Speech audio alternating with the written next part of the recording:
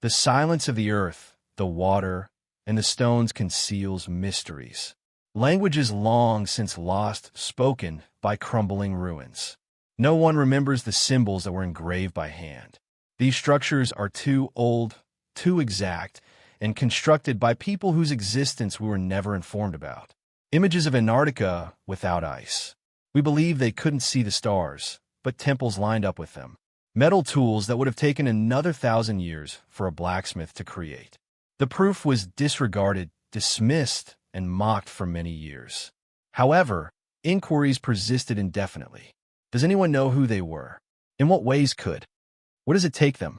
For what reason does the past act as if they never happened? You are not imagining this. These are actual places, real things, and real anomalies with recorded histories and unsolved mysteries. So relax and let your thoughts roam as we explore 50 long-lost secrets that modern science has yet to solve. The Grand Canyon's prohibited pyramid. Rumors have circulated for quite some time regarding an object that is said to be hidden beneath the American Southwest. An unauthorized material. Absolutely not. Fossil, pyramid instead of gold. Some building constructed in the manner of the ancient Egyptians. Discovered not in Africa, but in the Grand Canyon, concealed beneath its rugged walls. Repeatedly, unverified claims of hidden cave systems, restricted trips, and Smithsonian records have arisen, with some dismissing them and others failing to provide a satisfactory explanation. Is it possible that North America was once home to an advanced culture that knew how to build pyramids, thousands of years before Christopher Columbus arrived? At first glance, the plot seems unbelievable, but as you learn more, you realize that. Disturbing it gets. There are no directions posted for tourists. Although it is not officially mentioned in any guidebooks, there is a hidden spot distant from any trail that is indicated with titles like Osiris Canyon, Tower of Ra, and Isis Temple on old maps. Egyptian deity names in the Arizona desert. You didn't receive these by chance. Something strange happened to the early explorers who dabbled in these regions. Built from rock with symbols that did not correspond to any language spoken by the indigenous peoples of the area. Even more, uncovered what they thought were hieroglyphs in the form of sculptures, pieces of tablets, and subterranean rooms. The Arizona Gazette published the first public notice of the matter in 1909. The story went like this. A guy named G.Q. Consincade was doing some work for the Smithsonian when he found a secret passage leading to an underground city cut into the canyon walls. There were allegedly mummified bodies, copper weaponry, and stone tablets with peculiar patterns that he discovered within. The story detailed lengthy corridors, what seemed like monk-like figures sitting cross-legged, and a massive sculpture of an obviously non-native figure with crossed arms. The location seemed more like something you might discover under the Egyptian desert, according to King. Things started to become weird now. No subsequent story was ever aired following the article's publication. The public's knowledge of Consincade vanished. The Smithsonian Institution denied being aware of the expedition. And even now, if you could tell me precisely where the site is. Airspace is limited, but it does exist. Hiking there is not possible. Drones are unable to fly above it. Why? No one can say for sure. According to skeptics, it was probably all an elaborate hoax meant to sell newspapers. Many, however, think there's a lot more to this. Studies have shown that the original location mentioned in the 1909 article matches the accounts of the Hopi people, who mention ancestors called the Ant people who lived underground and helped mankind survive a massive global disaster a long time ago. In the past, these subterranean inhabitants were more than simply a fiction, according to the Hopi. They existed, and their cities are subterranean even now. Unnaturally flat geometric plains and symmetrical ridges have also been shown in satellite photographs of the Grand Canyon's terrain, leading some to speculate that these features may be the remnants of an ancient construction now buried beneath sediment and time. Certainly, erosion can cause peculiarities, but such exact patterns are unusual, and they happen to be situated just where the initial article asserted. Discover the subterranean rooms. Plus this one here. Several amateur explorers have discovered blocked cave entrances in the region over the years. Some have even asserted that park authorities or military personnel turned them away as they attempted to enter partially collapsed tunnels. For what reason is this section of the canyon considered to be of little interest? And the names etched into the cliff faces? If early cartographers didn't find anything Egyptian there, why would they use Egyptian names? Were they moved by something they witnessed or by information that was advised them to remain silent? The Smithsonian and the U.S. Park Service have been the subjects of multiple FOIA requests throughout the years. No pertinent records were found, and all have been returned or refused. No one has been able to explain the persistent sightings, the restricted airspace, or the physical terrain peculiarities. The official position is that the 1909 story was fabricated, a pre-Egyptian or ancient Egyptian who. It's hard to comprehend that people crossed oceans thousands of years ago. Genetic linkages between populations in the Old and Novel worlds, ancient marine charts, and Egyptian artifacts discovered in the Americas all pose novel challenges to our current understanding of historic migration. Is it possible that this isn't a remote outpost, but rather a lost part of human history? A civilization erased not by time, but by design. Maybe the deeper story isn't just about what was found, but about what was buried again, hidden, discredited, covered up. And if that's the case, how many more ancient mysteries lie just beneath the surface, waiting to be uncovered? The silent stones of Nanmadol. They say history is written by the victors. But what about the parts that were never written down at all? What about the places that don't fit any of our textbooks? Those ancient ruins scattered across the world with no clear origin, no confirmed builders, and no obvious reason for existing. Deep in the remote Pacific, far from modern civilization, lies a series of crumbling stone platforms built over water, stacked with megaliths that weigh tons and arranged in a city-like grid. All of it sitting quietly in the ocean with no known culture ever claiming credit. This is Nanmadol, and what it's doing there, no one really knows. Located off the eastern shore of Pompeii in Micronesia, Nanmadol looks like it came from another world. Over 100 man-made islets form a pattern separated by narrow canals and constructed from black basalt logs, some weighing up to 50 tons. No modern machinery, no written language, no wheels. Yet somehow this ocean city exists. And it's not just its construction that puzzles scientists. It's the silence around it. No oral tradition explains how it was built. No neighboring cultures claim it. The city doesn't seem to belong to anyone. It just appeared. Archaeologists have theories, but no solid answers. Some say it may have been built as early as 1,000 years ago. Others think it could be far older. Excavations show signs of burial. Crypts, sacred platforms, and even structures that may have once held royalty, but none of it explains how the stones got there. The basalt used doesn't match the surrounding geology. It had to come from somewhere else, somewhere far. And transporting these megaliths across miles of jungle and open water without modern tools remains completely unexplained. Local legends, however, speak of something stranger. According to Pompeian oral history, Nanmadol was built by two brother sorcerers who flew the stones into place. Using magic, they came from a distant land and wanted to build a city in honor of the gods. One story says the brothers used a giant flying dragon to carry the stones. Others speak of levitation, of spirits moving the stones through the air. For most, these are just myths. But for those who stand in Nanmadol today, staring at 50-ton rocks balanced like children's blocks over ocean water, the legends start to feel strangely plausible. It's not just the mystery of how Nanmadol was built. It's also what happened afterward. For a city that likely housed elites, priests, and sacred rituals, it was completely abandoned. No war, no fire, no invasion. It was just left behind, reclaimed by vines and silence. The canals filled with silt. The walls were slowly swallowed by the jungle, and no one ever moved in to take it back. Even today, locals won't go near it after dark. They believe the ruins are cursed. Fishermen avoid casting their nets near the stones. Some even say strange lights appear above the islets at night, dancing between the towers of stone, as if something ancient is still watching over them.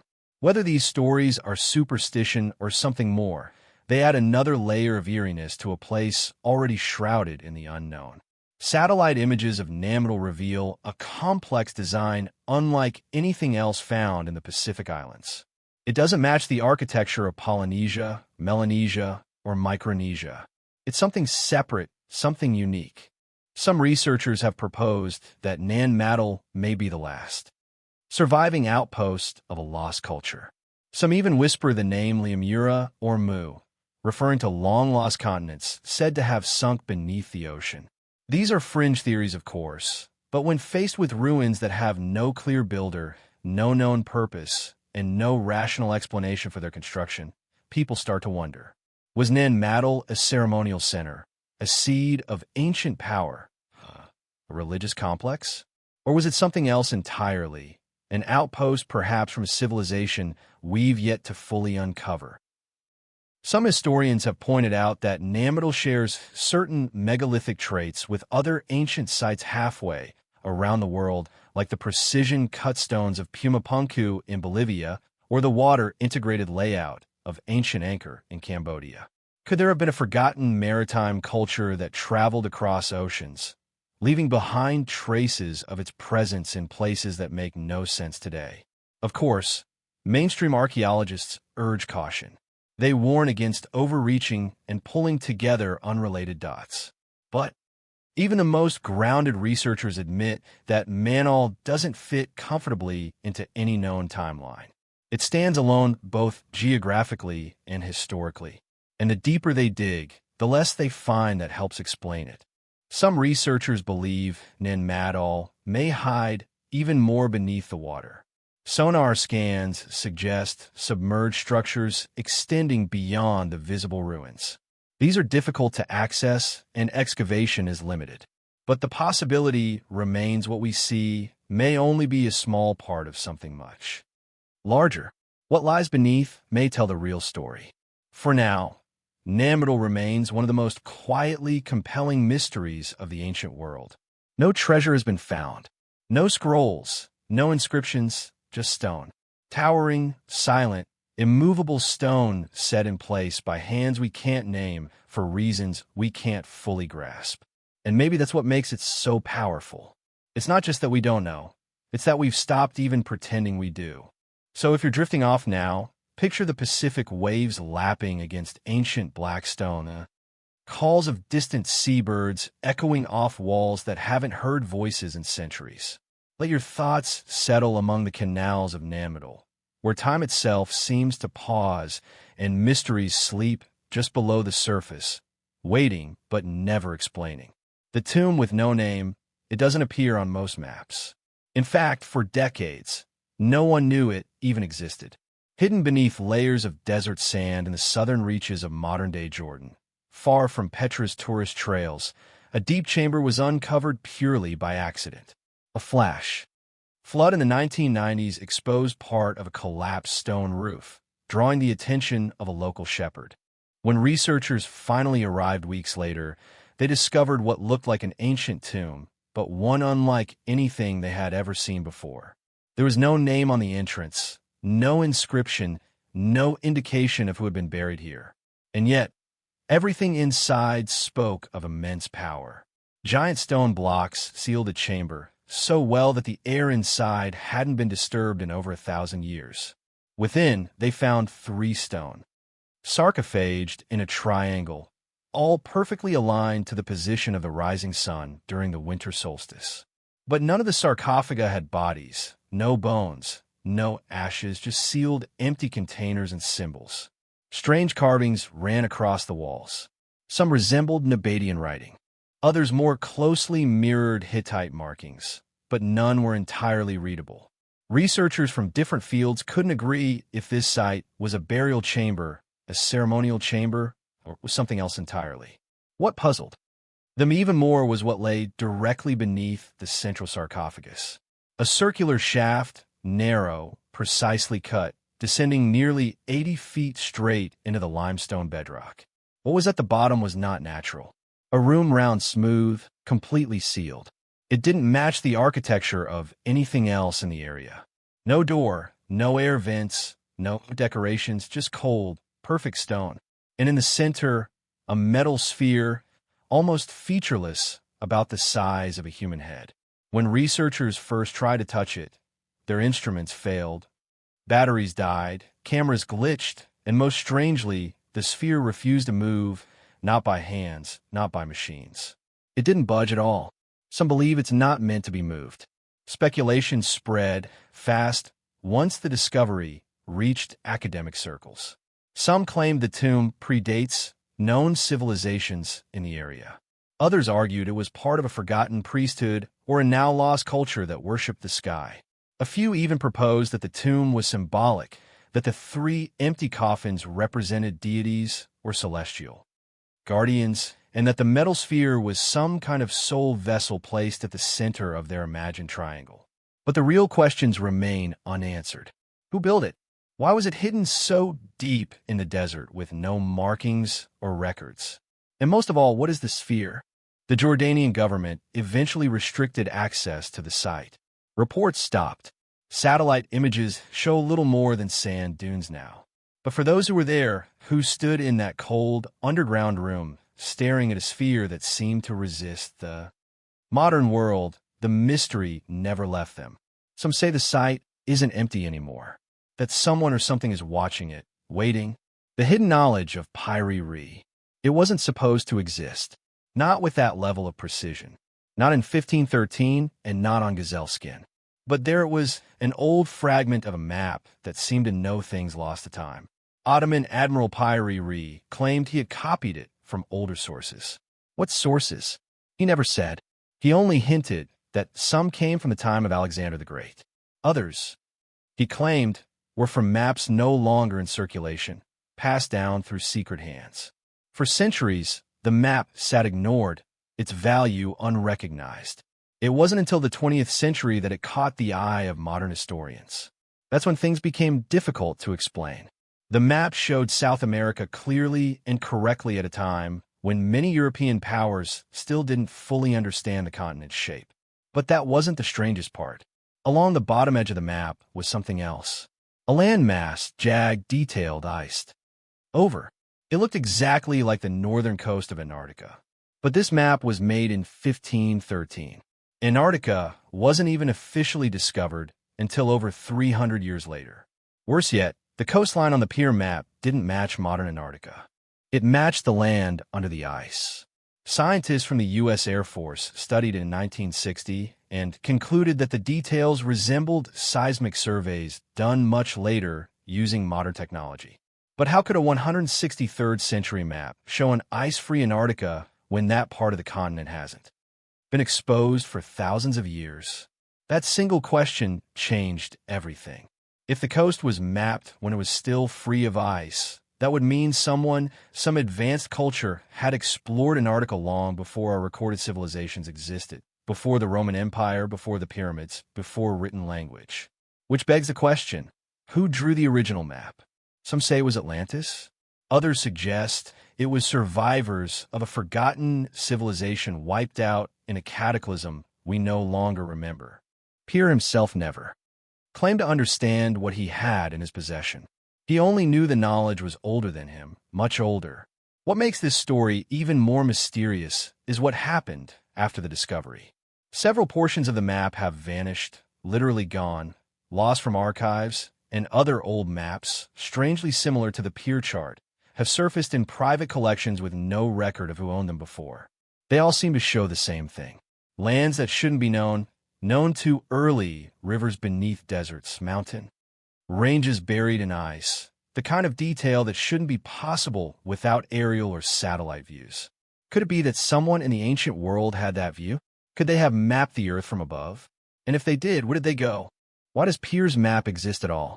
Why did he hint at maps older than any known library? And most of all, what other fragments are still hidden out there? Maybe this map wasn't a mistake. Maybe it wasn't lost.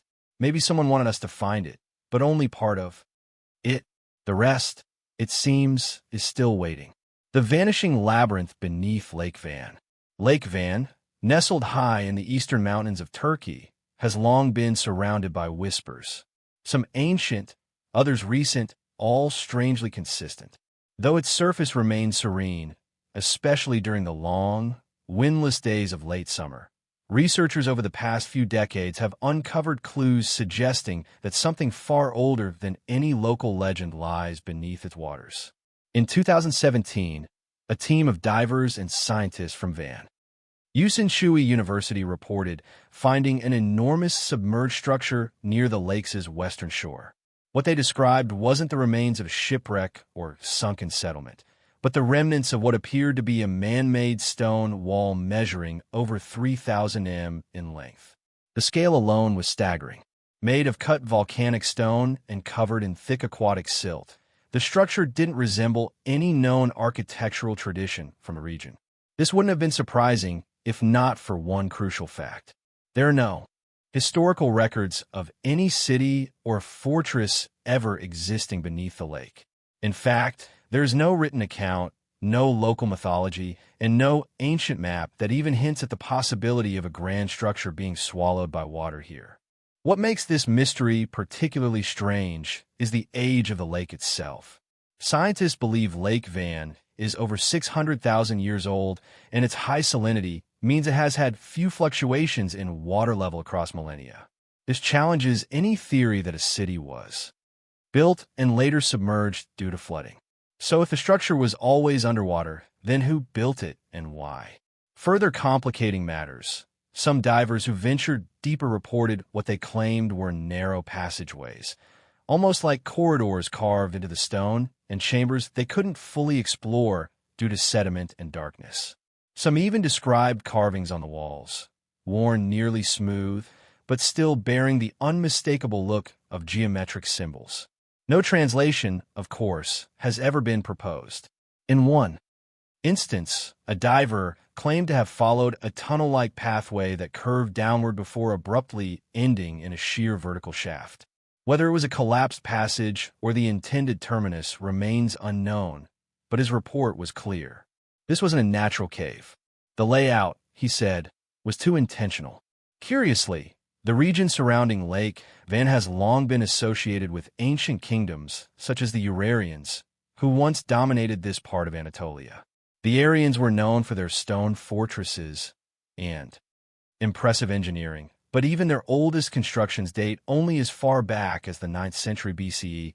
The submerged structure seems far older, perhaps thousands of years beyond even the earliest Aryan walls. Carbon dating from organic material trapped in the silt on the lake bed gave conflicting results, ranging anywhere between 2,800 to over 14,000 years.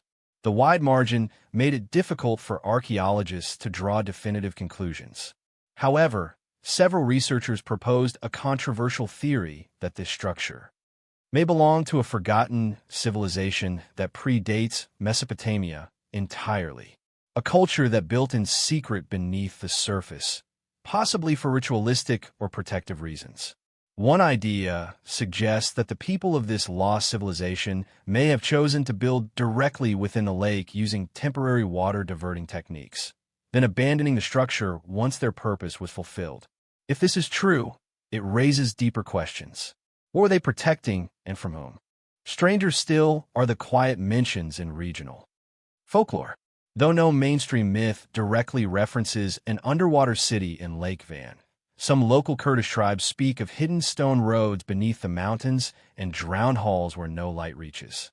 These phrases have often been interpreted as metaphorical.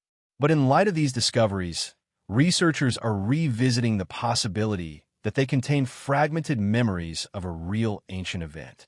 Attempts to mount large-scale underwater excavation efforts have faced strange obstacles. Funding gets delayed, equipment malfunctions. One expedition in 2020 had to be canceled after a series of unexplained power failures and a rare seasonal algae that turned the western water cloudy and unusable for diving.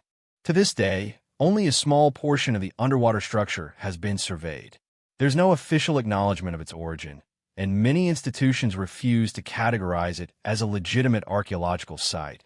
But those who have seen it firsthand continue to believe that Lake Van holds more than just stones.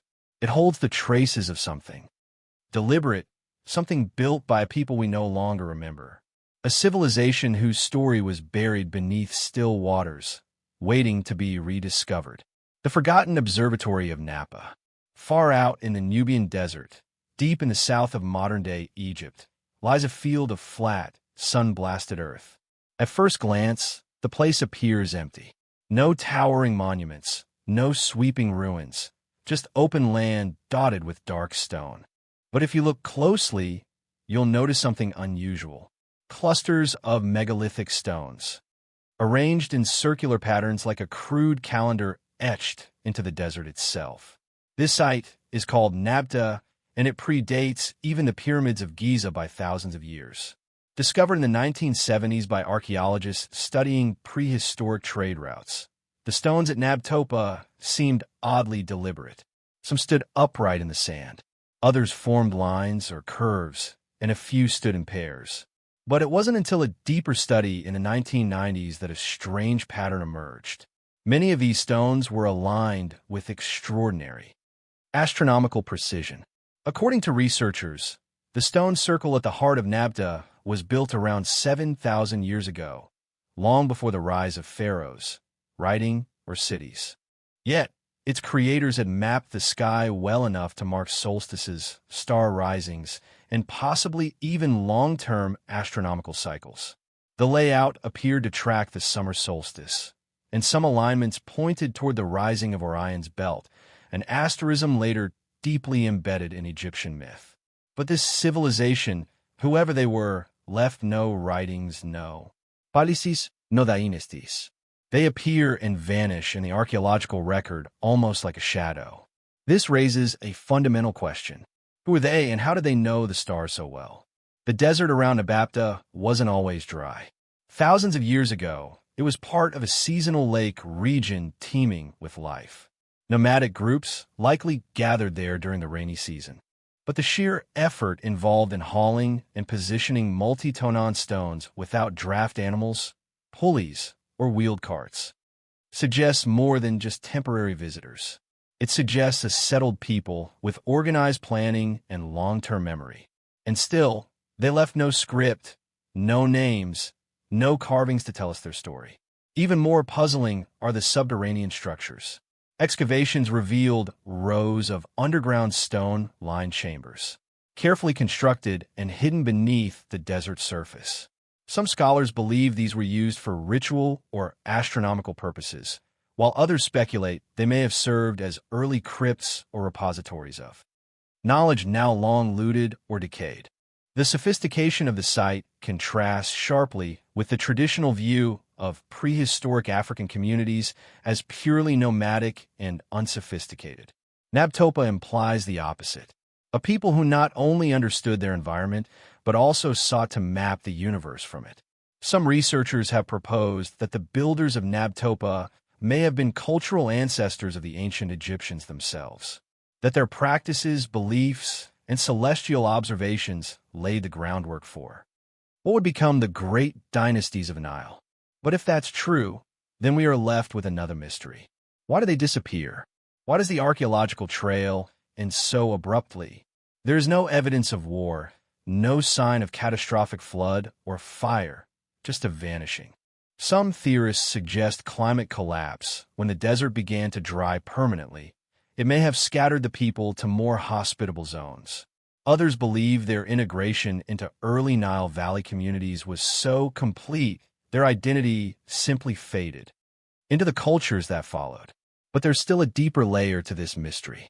The idea that such complex sky-based knowledge existed that early challenges timelines to historians once believed astronomy required settled cities and centuries of observation. Nat Plius suggests otherwise. It hints at the possibility that prehistoric cultures, far from being primitive, may have understood the cosmos in ways we're only beginning to decode. And it's not just Nabal Playa. Across North Africa, scattered fragments of aligned stones, ancient wells, and prehistoric maps carved into rock suggest a web of lost knowledge. Patterns too faint to read fully, but too clear to ignore. A puzzle missing most of its pieces. No one knows what drove the people of Naba to measure the sky, or why they went to such great lengths to build their calendar in stone. But the silence of the desert doesn't erase what they left behind. The stones still stand quietly marking time. And the more we uncover, the more it seems they were never forgotten, just waiting. The hidden stone chambers of New England, scattered throughout the forests of New England, in states like Vermont, Massachusetts, and New Hampshire lie small stone-built chambers. Some are half buried in the earth. Others are hidden under thicket of trees or nestled deep within the hillsides. To the casual hiker, they may look like forgotten root cellars or remnants of colonial farming. But once you step inside, something feels off. These chambers are unlike anything else in the landscape. They are built with massive stone slabs, dry-fitted without mortar, arranged with a precision that seems beyond what early settlers were known for. Some feature carefully angled roofs made of megalithic flat stones weighing several tons. The interiors are often cool, silent, and surprisingly airtight. The deeper you look, the more questions emerge. Many of these stone chambers face the rising sun during the equinoxes or solstices. Light filters through narrow doorways or tiny openings, landing on stone walls or interior features in ways that suggest a purpose, perhaps ceremonial, perhaps astronomical. But here's the mystery. Official records of colonial America make no mention of these structures being built by European settlers. There's no known use for them in farming, no documentation of their construction, and no tools found nearby that would suggest a conventional origin. So who built them? The standard explanation has been that they are root cellars used by early colonists to store food. But root cellars were usually built differently with wood, not multi-tonon slabs, and most weren't buried halfway underground. Nor did they require the kind of labor-intensive effort these chambers clearly demanded. In fact, many of the stone chambers are located far from any known colonial homesteads, hidden in places that would make daily use impractical. Adding to the enigma is the sheer number of them. Hundreds of these chambers exist across New England. Some appear in patterns or clusters as if they were part of a network, and many contain features that resemble megalithic traditions seen in parts of Europe, particularly in places like Ireland, Scotland, and Iberia. Some researchers have proposed a controversial theory that these chambers may predate European colonists entirely, that they might have been built by an unknown culture, possibly even pre-Columbian transatlantic visitors who understood the stars and seasons and had reasons to embed that knowledge in stone. The theory is speculative, but supported by one strange detail. Certain chambers align almost perfectly with solar events, such as the winter solstice sunrise or equinox sunset. These alignments are too precise to be accidental. Inside the chambers, there's often a stillness that feels deliberate. Some contain niches or depressions in the walls, as if meant to hold objects. Others echo faintly when you speak, almost like they were tuned to carry sound. No artifacts have ever been found in situ, just the stones themselves, whispering a story that no one has fully decoded. There's one chamber in Upton, Massachusetts, with a particularly mysterious layout. It features a narrow, tunnel-like passage leading into a central chamber capped by a massive circular dome of granite slabs. The entrance faces a solar vent. Its acoustics are uncanny. Some call it New England dolmen. Though its true function is unknown, it feels ancient, far older than any nearby structure, and yet its builders remain invisible in the historical record. The enigma is amplified by the fact that no written history exists to explain their construction. Native American oral traditions mention sacred stone sites, but rarely describe underground chambers of this sort. Colonial journals are silent. There are no blueprints, no legends, no claims of ownership. This absence of narrative is perhaps the most haunting part. If these chambers were indeed made by a lost group, what purpose did they serve? Were they burial sites, ceremonial centers, astronomical tools, or shelters? Why build them in secret, in silence? And why has time been so effective in erasing their origin? Some researchers believe the chambers could be remnants of a forgotten knowledge system, one that mapped light, shadow, time, and sound in ways we barely understand, that they were places to observe the cosmos from the earth, blending stone and sky into a kind of ancient logic. Others argue they are simply the result of frontier ingenuity. Colonists who, without modern tools, built with what they had.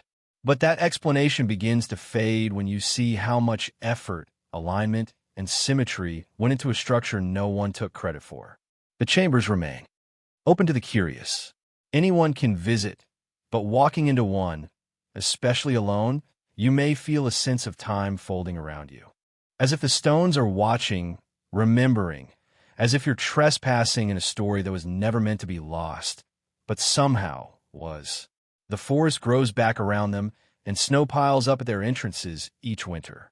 Yet they endure quietly, resisting explanation, and more they are studied, the more they ask us to reconsider what we really know about the land beneath our feet. The ancient copper mines of Michigan. In the Upper Peninsula of Michigan, far from the bustle of modern cities, lie the remnants of something baffling.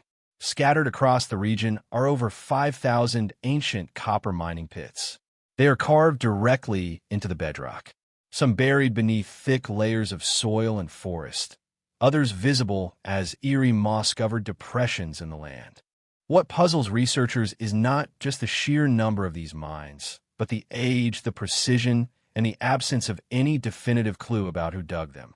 Carbon dating of nearby tools suggests that these mines may have been active as early as 3000 BCE, long before European contact with North America and before any known Native American culture is thought to have possessed the technology needed to extract metal on such a massive scale.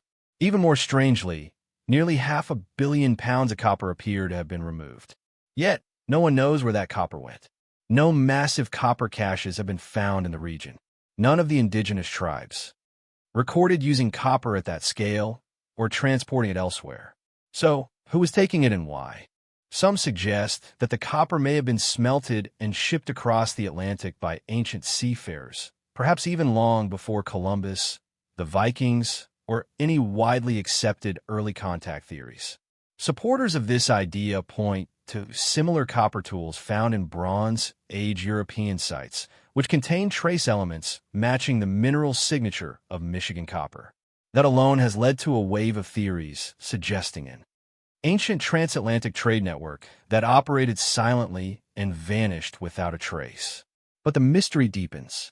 Many of the mining pits contain no advanced tools, no bones, no remnants of settlements. Whoever worked these mines seems to have done so with efficiency and then left without leaving behind a culture, a written record, or any clear story of how they achieved this. It's like a forgotten workforce existed here for centuries and was then swallowed by time. Some historians dismiss these ideas, suggesting that small tribal groups could have collectively mined over generations. But this explanation doesn't satisfy everyone. The logistics of extracting such vast quantities of copper without draft animals, pulleys, or written coordination make that theory difficult to accept.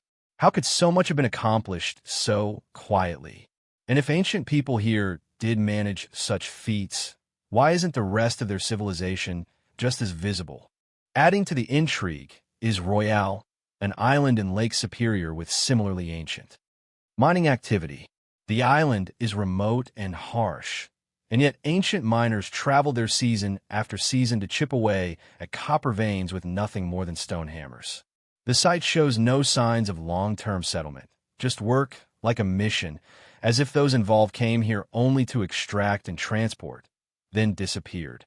There are even whispers of ships found along the Great Lakes with ancient carvings, though none have been officially verified. Local legends also speak of strange people coming from the waters and leaving again their boats heavy with something precious. Are these just stories, or are they remnants of a memory that refuses to die? To this day, the ancient copper mines of Michigan remain one of the most significant unsolved mysteries of early North American history. The facts are clear. Vast quantities of copper were removed. The technology and workforce remain unidentified, and no one truly knows where the copper ended up. The answers lie buried beneath layers of time, forest, and water. And until someone uncovers them, this mystery will continue to quietly hum beneath the Michigan soil. The disappearance of the Nazi civilization. In the desert landscapes of the American Southwest, there lies an ancient mystery. The disappearance of the Nazi people.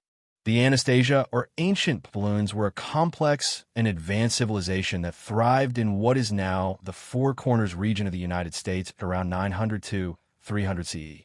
They built intricate cliff dwellings and massive multi-story buildings made of stone and adobe, some of which are still standing today at sites like Mesa Verde and Chaco Canyon. But despite their impressive achievements, this civilization vanished mysteriously, leaving behind only their abandoned dwellings and their undisturbed artifacts. What happened to the Anastasia? Historians and archaeologists have long speculated, but the answers remain elusive.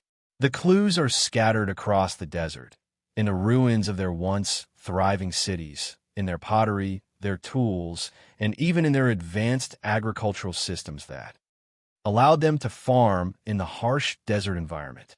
However, the cities that once bustled with life were suddenly abandoned around the late 1200s. The stone dwellings in places like Cliff Palace and Longhouse stand frozen in time, eerily empty, with no clear explanation for why their inhabitants left. Some theories suggest that a prolonged drought in the region could have led to crop failures, forcing the Nazi to abandon their homes in search of more reliable water sources. Evidence of widespread drought has been found in tree rings and other natural records, indicating that the area experienced some of the worst droughts in history during this period. It's possible that the once prosperous agricultural society simply couldn't sustain itself, and the Nazi were forced to migrate to other areas. But the mystery deepens. There is no evidence of mass graves, and the tools and artifacts left behind suggest that the people left in a hurry, but did not seem to suffer a catastrophic event. They simply vanished. What happened to them? Did they move to new areas, or was their departure more deliberate, perhaps even guided by greater cultural or religious belief? Some historians suggest that the Nazi were assimilated into neighboring Native American tribes, but no one knows for sure. Adding to the intrigue is the possibility that the Nazi were the ancestors of modern-day Pueblo peoples. While this connection seems likely, it still doesn't answer why the Nazi abandoned their elaborate cities and went silent in the historical record. Did they leave these places behind because they felt a connection to something far more ancient? Some local legends suggest that the Anastasia abandoned their homes in search of a spiritual awakening, believing that the earth would change and transform into something unrecognizable. Could there have been a spiritual or religious motivation for their departure, one that was never documented? To this day, the Nazi remain one of the greatest mysteries of the American Southwest. Despite many theories and much research, no definitive explanation has been found for why such a thriving civilization vanished so abruptly. Was it environmental collapse, a cultural shift, or was something far more enigmatic? Whatever the truth, the secrets of the Nazi still lie hidden in the ancient cliff dwellings and ruins awaiting discovery. The lost city of the monkey god. Deep in the dense, uncharted jungles of Honduras, a long-lost city lay hidden for centuries, shrouded in legend. Known as the City of the Monkey God, this mysterious place was thought to be a myth until it was discovered in 2015 thanks to modern technology and a bit of luck. But even after its discovery, the full truth about the city remains elusive, raising questions about its origins, purpose, and sudden abandonment. The story begins with the legend of a fabled city in the jungle, a place of immense wealth and power guarded by giant stone monkeys. This tale was passed down through generations, and explorers had searched for the city for centuries. Many believed it to be a mere fantasy, but a breakthrough came when archaeologists used LAR technology, laser scanning from a plane, to map the jungle floor beneath the thick canopy. The results were astonishing. Hidden beneath the trees was a sprawling ancient city complete with monumental structures, plazas, and pyramids.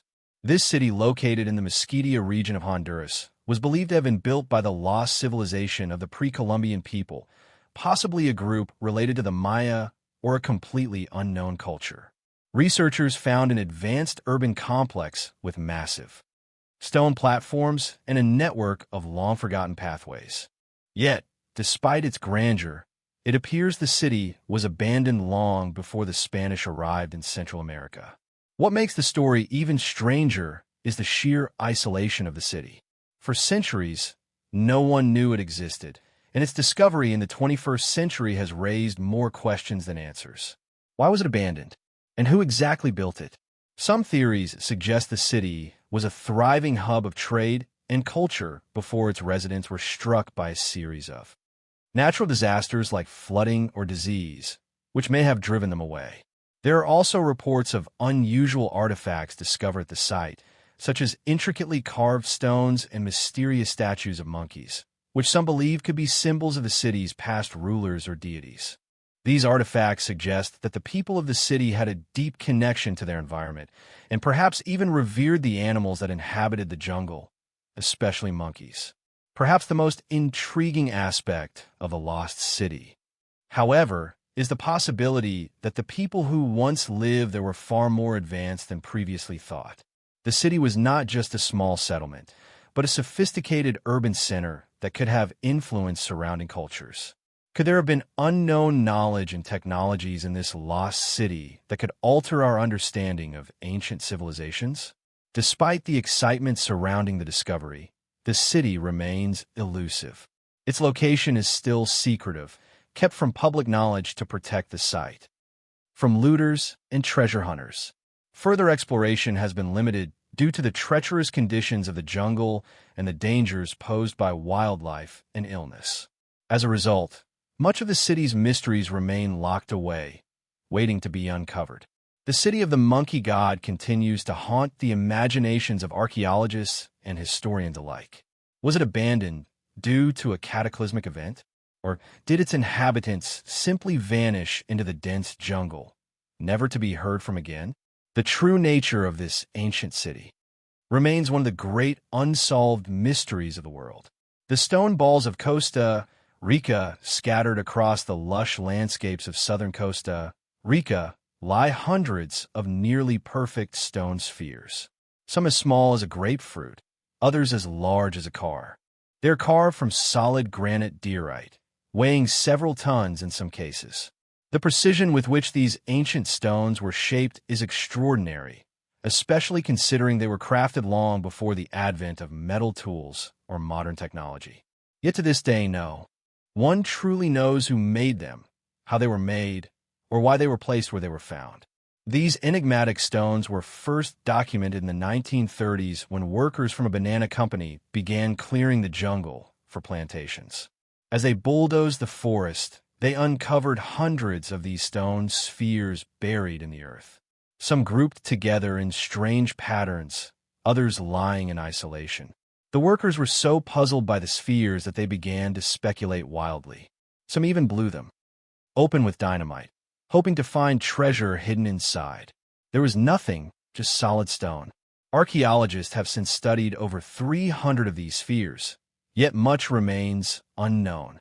Their size varies widely, and many are almost perfectly round, some with deviations of less than a few millim. An astonishing feat for a prehistoric culture. The stones are often placed in geometrical alignments, lines, triangles, and even apparent celestial patterns. Some were found pointing toward mountains or rivers, and a few were aligned with the solstices. Yet, no written records or oral traditions remain to explain their purpose. The civilization believed to have created the spheres is the Defy culture, which flourished in the region from around 700 to 500 CE. But little is known about the Defy's people, and they vanished before Spanish colonization, leaving behind almost no ruins, inscriptions, or clues.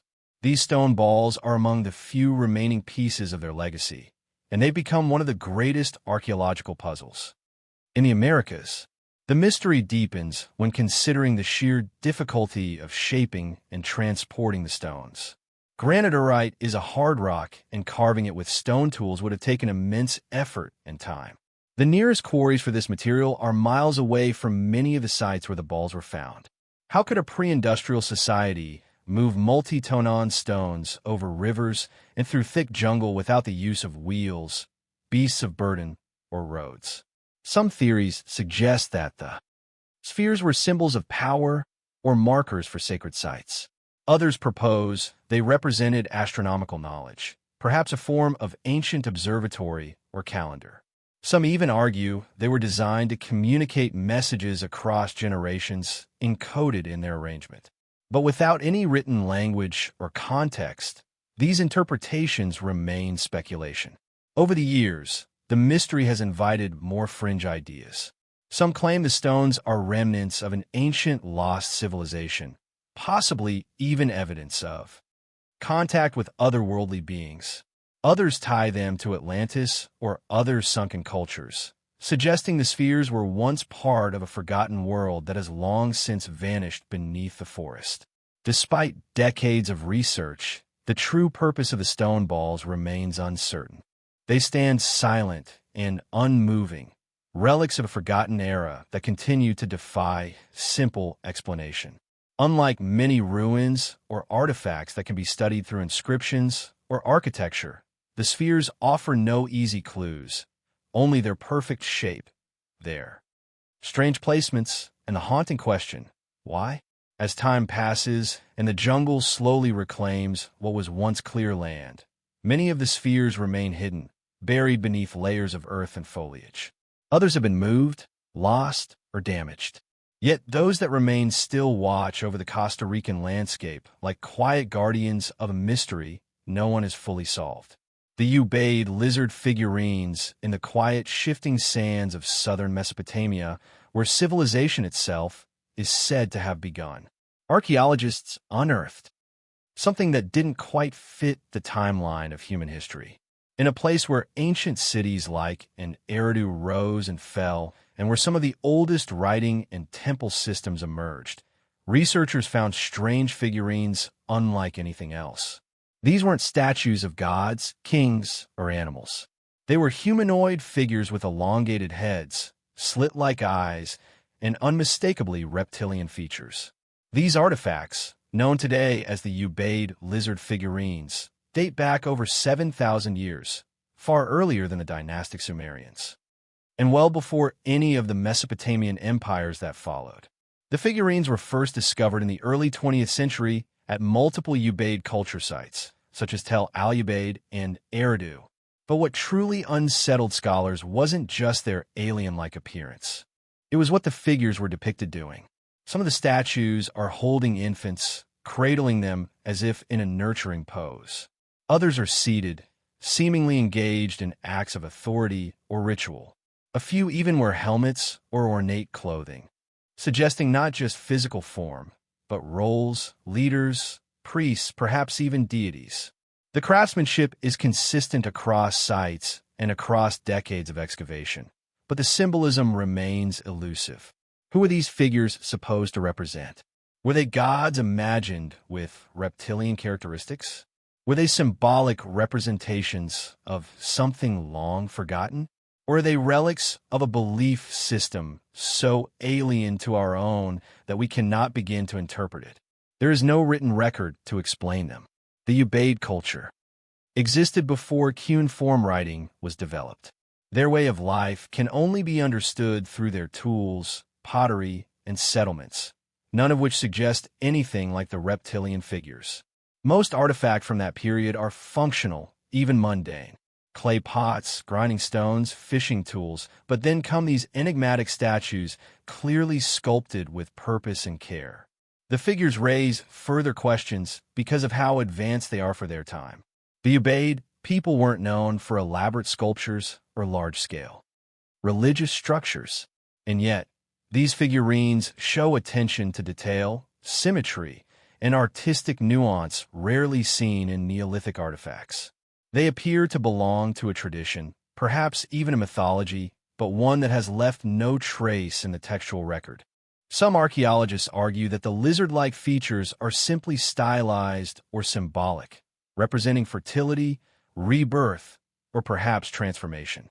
Reptiles shed their skin, after all, and in many ancient cultures, this act was tied to life cycles and renewal. But this doesn't explain the helmets, staffs, or regal postures of many figurines.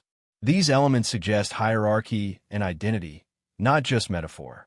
Alternative theorists, as expected, have offered more sensational explanations. Some believe the Ubaid lizard figures point to ancient encounters with beings not of this earth, visitors perhaps, who came in the distant past and were remembered in clay. This hypothesis is, of course, highly controversial and unsupported by mainstream archaeology, but it persists. Because the figurines remain so out of place, so unlike anything else from the time, that even grounded interpretations feel incomplete. Adding to the mystery is the fact that the figurines are not found in large numbers. Only a few dozen have been recovered, and they are often found buried within domestic sites, not temples or graves. Were they household icons, tools for ritual, or preserved remnants of a disappearing tradition? The context doesn't offer clear answers. As more Ubaid sites are lost to time, conflict, and development, the chances of uncovering the full story behind these lizard-like statues diminish. And yet their discovery reminds us that history is full of fragments, pieces that do not always fit neatly together. Some parts of our past may always remain out of reach, separated not just by time, but by meaning. The Ubaid lizard figurines are one of those fragments. Silent, still, and unsettling, they sit in museum glass cases and excavation archives, watching us as we try to understand a civilization that has long since faded into the dust. The underground city of Derinkuyu, beneath the quiet hills of Cappadocia, Turkey, a massive secret lay hidden for centuries. It wasn't a buried temple or a collapsed ruin. It was an entire city, a city beneath a city, and not just a few rooms carved into stone, but a vast, complex underground world capable of sheltering thousands of people. Its discovery raised more questions than answers. Who built this subterranean labyrinth? How did they create it without modern tools? And most intriguingly, what were they hiding from? This place is known today as Derinkuyu, and it remains one of the most astonishing ancient mysteries ever uncovered. It wasn't discovered by a team of archaeologists or in a carefully planned excavation. In 1963, a man renovating his home accidentally broke through a wall and found an entire hidden room behind it that led to tunnels, which led to chambers, which kept leading deeper and deeper until what he had found was revealed to be a sprawling, multi-level underground city that descended at least 18 stories into the earth. Derinkuyu is unlike anything else from its time. The city contains air shafts, kitchens, stables, living quarters, communal rooms, wells, even places of worship and schools, all underground. Archaeologists estimate that it could have supported as many as 20,000 people for months at a time. But why would anyone build such a thing? And more importantly, why would an entire population choose to live underground? One theory suggests it was a shelter, used during times of war or invasion. The region of Cappadocia had a long history of conflict, and the underground city might have provided refuge from raiders or foreign armies. But the engineering of Derinkuyu is too advanced, too permanent to suggest it was built solely for temporary hiding. The tunnels are deliberately designed to confuse invaders with narrow passageways, traps, and large circular stone doors that could be rolled into place from the inside. These are defensive features, yes, but they also point to an understanding of human psychology, of how to manage fear in close quarters underground without sunlight. And then there's the depth. Towing 60 m below the surface isn't something done on a whim. The deeper one descends, the more sophisticated the architecture becomes. Ventilation shafts bring in fresh air from the surface, and the wells were protected to avoid poisoning. The entire city was engineered for long-term survival, not just hiding. That level of planning in a time long before electricity or machinery is baffling. Scholars generally place the construction of Derinkuyu during the 8th or 7th century BCE, possibly earlier, with later expansions and uses by early Christians fleeing Roman persecution. But even this is uncertain. There are no records that explain who first carved out the stone or why. Some believe it may have existed long before the Christians arrived, perhaps built by the Phrygians, Hittites, or even an unknown prehistorical culture. The soft volcanic rock of the region made it easier to carve into, but also made the structures vulnerable. Yet, Duran Kuyu has stood the test of time, even through earthquakes. The structural integrity of this underground city suggests not just trial and error, but advanced planning and understanding of rock behavior. What adds to the mystery is that Duran Kuyu is not alone. There are dozens of other underground cities throughout Cappadocia, some believed to be connected by hidden tunnels, though many of them remain unexplored. Was there an entire network beneath the region? A shadow civilization living beneath the Earth's surface? There are alternative theories too, some quite outlandish. A few suggest the city was built to hide from environmental catastrophes, perhaps even solar radiation or falling debris from the sky. Others speculate it was constructed as a last refuge after some kind of global disaster, or even that it's linked to a forgotten civilization with knowledge lost to time.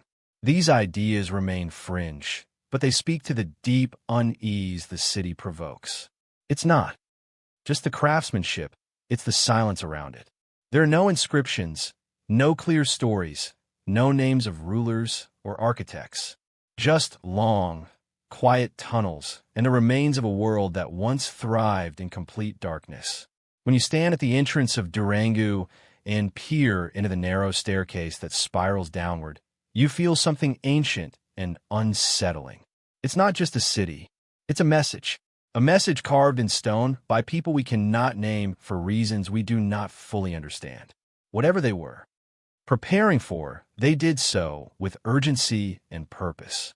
And though they're long gone, the mystery of Duran Kuyu remains buried with them, quiet, deep, and waiting. The forgotten walls of Sacsayhuaman. High above the ancient city of Cusco in Peru lies a place that baffles scientists, archaeologists, and engineers alike. A fortress-like structure made of massive stone blocks that interlock so precisely not even a sheet of paper can slide between them. This is Sacsayhuaman. Its name might be hard to pronounce, but its mystery runs even deeper than its pronunciation suggests. Sacsayhuaman is not just another ruin. It is a riddle carved in stone. The walls stretch out in long zigzag patterns with each block weighing dozens, sometimes hundreds of tons. But these stones weren't simply stacked. Each one was meticulously shaped to fit perfectly with the surrounding blocks, some with as many as 12 or more angles, all without mortar. The result is so seamless that the walls have withstood centuries of earthquakes and weathering without collapsing.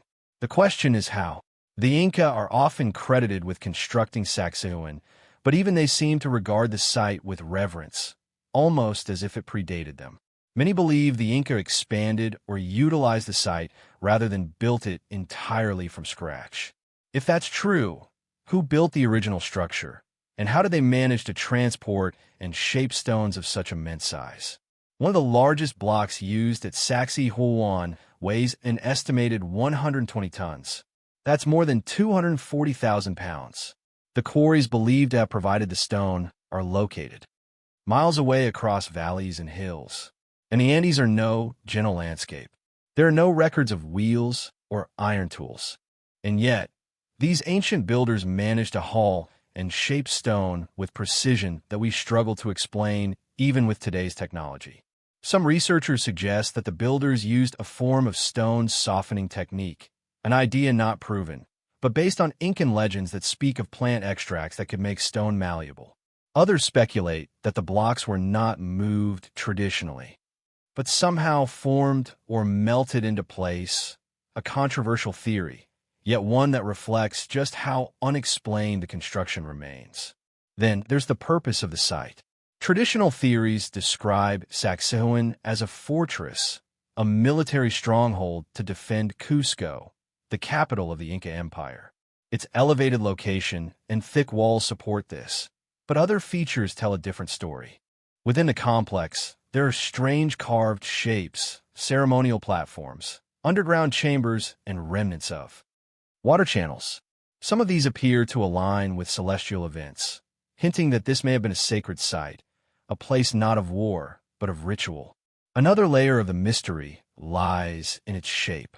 From the air, the layout of Sacsayhuaman resembles the head of a puma, with Cusco forming the body.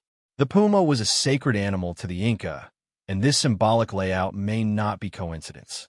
Could it be that Sacsayhuaman was designed as part of a larger city-wide spiritual plan? If so, the precision required for such planning without aerial views or satellite tools is staggering. Despite extensive studies, there is no definitive explanation for how the walls of Sacsayhuaman were constructed with such perfection. The technology, the labor force, the planning, it all seems to surpass what we associate with the time period. And yet the ruins are real, undeniable, and still standing after hundreds of years. What we're left with is not just a marvel of engineering, but a silent monument to a kind of knowledge that appears to be lost. The people who built Sacsayhuaman didn't just move mountains. They shaped them, and they left behind no instruction manual, no blueprints, no inscriptions telling us how or why. Only stone, silent, massive, immovable stone. We often imagine ancient people as primitive, struggling to survive. But Sacsayhuaman tells a different story. It hints at intelligence, mastery, and vision, at something we don't fully understand. A knowledge that perhaps wasn't lost, but hidden, just waiting to be rediscovered.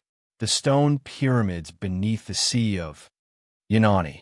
Off the southern coast of Japan, near the remote island of Yunani, lies something that shouldn't exist. Submerged beneath the waves are massive stone formations, terraces, steps, pillars, and platforms so geometrically shaped that many believe they couldn't have formed naturally. To this day, no one can agree whether the Yunani monument is a natural formation, an ancient structure, or a forgotten piece of history deliberately buried by time and tide. Discovered by a local diver in 1986, the site was initially thought to be just an interesting rock formation. But as divers and scientists explored it further, the questions began to pile up. The structure appears to be a massive stone complex, possibly a step pyramid stretching nearly 500 feet in length and rising some 90 feet from the seafloor. It features flat plains, sharp right angles, and what look like deliberate carvings and pathways. To some, it looks unmistakably man-made. Wide steps ascend symmetrically, carved channels cut across stone blocks. There are what appear to be doorways, pillars, and even a large stage area. Everything is cut from the same type of sandstone and appears interconnected, not simply a cluster of random boulders. One of the most debated features is a huge triangular formation referred to as the Stone Gate, a massive arch-like structure that looks almost too precise to be a coincidence. But here's where the mystery deepens. The entire structure lies underwater at a depth that would have been well above sea level more than 10,000 years ago long, before any known civilization in that part of the world was capable of constructing anything on that scale. If the Yunani monument is artificial, it may date back to a time before the end of the last ice age. That would rewrite the timeline of human history. Some researchers like marine geologist Masafiki Kimura believe that the Yunani site was a city, a lost civilization submerged by rising seas after the last glacial melt. He is claimed to have identified roads, walls, staircases, and even inscriptions on the rock faces. His critics argue otherwise, insisting that the formations are the result of natural fracturing caused by tectonic activity and the layering of sedimentary rock. Still, there are other signs that suggest human involvement. Large anchor stones with bored holes similar to those used in ancient Japan have been found nearby. Unusual tools and pottery fragments have also been recovered from the vicinity, though critics question whether these are directly related to the underwater site or just happen to be nearby. The real problem is the lack of direct evidence. There are no bones, no confirmed artifacts embedded in the structure, No inscriptions that clearly define its purpose. Just immense, silent stone shapes under the sea resisting interpretation. If Yunani is a sunken city, it changes everything. It means a highly organized, skilled civilization existed in East Asia thousands of years before any recorded culture in the region. It means people at that time possessed advanced knowledge of architecture, planning, and construction. It could point to an entire chapter of human history that has been drowned and forgotten. Some theorists even suggest a connection to the lost continent of Muse or ancient maritime empires. Ideas considered fringe by mainstream archaeology, yet strangely compelling when looking at Yunani's impossible shapes. Today, the site remains controversial. Divers continue to explore it. Cameras continue to capture its baffling geometry, but the sea keeps its secrets well. Every now and then, new features are found. Another step, another angle, another unnatural-looking cut. And each discovery adds more weight to the mystery rather than resolving it. Yunani is not just a sunken formation. It's a question lying in still water waiting to be answered. Is it nature? Is it a monument? Or is it a whisper from an ancient civilization that vanished before history even began? One thing is certain, the sea has a memory longer than ours. And sometimes when the light hits the stone just right, it feels like you're staring into a chapter of human history no one was meant to remember. The Lost Labyrinth. Beneath the sands of Hara in the dry, sun-scorched plains of Egypt's Fam region lies the quiet ruin of a place once whispered about by ancient historians. Most tourists today pass it by without a second glance, unaware that they may be walking over one of the greatest architectural wonders ever described in the ancient world. What now appears to be little more than eroded stones and buried mounds was once referred to as the Labyrinth of Egypt, a vast subterranean complex beneath the sands of Hara, one so elaborate that even Herodotus, the Greek historian, claimed it surpassed even the pyramids in grandeur. What makes this mystery endure through time is not just the claim that the labyrinth once existed, but that it might still lie hidden beneath the earth, untouched and unexplored. Herodotus described its vast halls, 3,000 chambers, half above ground, half below, and long corridors lined with towering stone columns. Other ancient authors, like Strabo and Pliny, the Elder, also recorded tales of the labyrinth, describing underground vaults and secret chambers that were said to contain the tombs of Egyptian kings and sacred crocodiles. The curiosity deepens when you realize that these aren't just myths passed down through stories. In 2008, a team of Belgian and Egyptian researchers using ground-penetrating radar announced something astonishing. Beneath the surface of the sand, in the very location Herodotus identified thousands of years ago, they found geometric anomalies, structures that appeared artificial in shape and layout running deep and wide beneath the modern ruins. Their radar scans revealed what could be vast halls, corridors, and walled chambers. Yet, despite this evidence, the site was never fully excavated. Instead, it was quietly sealed and closed off. Why would such a significant finding be hidden from the public? Was it to preserve what might lie beneath? Or was something uncovered that wasn't meant to be shared? Some believe that the labyrinth may hold ancient texts or relics that predate known Egyptian history. Others suspect that if fully excavated, the labyrinth could redefine what we understand about ancient engineering and perhaps about the civilization that built it. The structure, if real, would have been a marvel of planning and knowledge, carved directly into bedrock. With an advanced understanding of acoustics, ventilation, and load-bearing design, it would require not only incredible manpower, but technologies we associate with much later periods. Could it be that the builders of the labyrinth had access to knowledge we've since? There's also the mystery of its purpose. Some researchers argue it was more than a tomb or a palace. Its scale, its complexity, and its deliberate concealment suggest something ritualistic, possibly a place for initiation or even a kind of archive built to last millennia. Herodotus himself claimed that what he saw was overwhelming corridors so vast and confusing that no one could pass through without a guide. If that's true, what knowledge was stored there? And why is no one allowed to go down and look? Curiously, some of the fragments retrieved from the area hint at languages and symbols not widely recognized in conventional Egyptian texts. Could it be that the labyrinth preserved remnants of an even earlier culture, one that existed before dynastic Egypt, and passed its knowledge along through stone and geometry? As it stands today, the labyrinth beneath Hara remains inaccessible. The structures revealed by the radar surveys are still buried, despite calls from the academic and archaeological community to reopen the site. No further excavations have been publicly announced, and so this grand monument, spoken of for over 2,000 years, waits silently under the desert. Visitors walk by unaware. The winds blow dust across the ruins, erasing footprints. But deep below, perhaps in perfect silence, vast stone corridors still wait, filled with secrets, waiting to be known again, or perhaps never meant to be disturbed. The Copper Scroll and the lost treasures of the desert. Among the many ancient texts discovered, near the Dead Sea, one scroll stands out, not for its spiritual insight or poetic verses, but for what it claims to be a treasure map. Unlike the other Dead Sea Scrolls, which were written on parchment or papyrus and focused mostly on religious themes, this one is made entirely of metal, pure copper, and it doesn't talk about divine laws or ancient prophets. It lists locations. It speaks of an unimaginable wealth hidden across the desert landscape.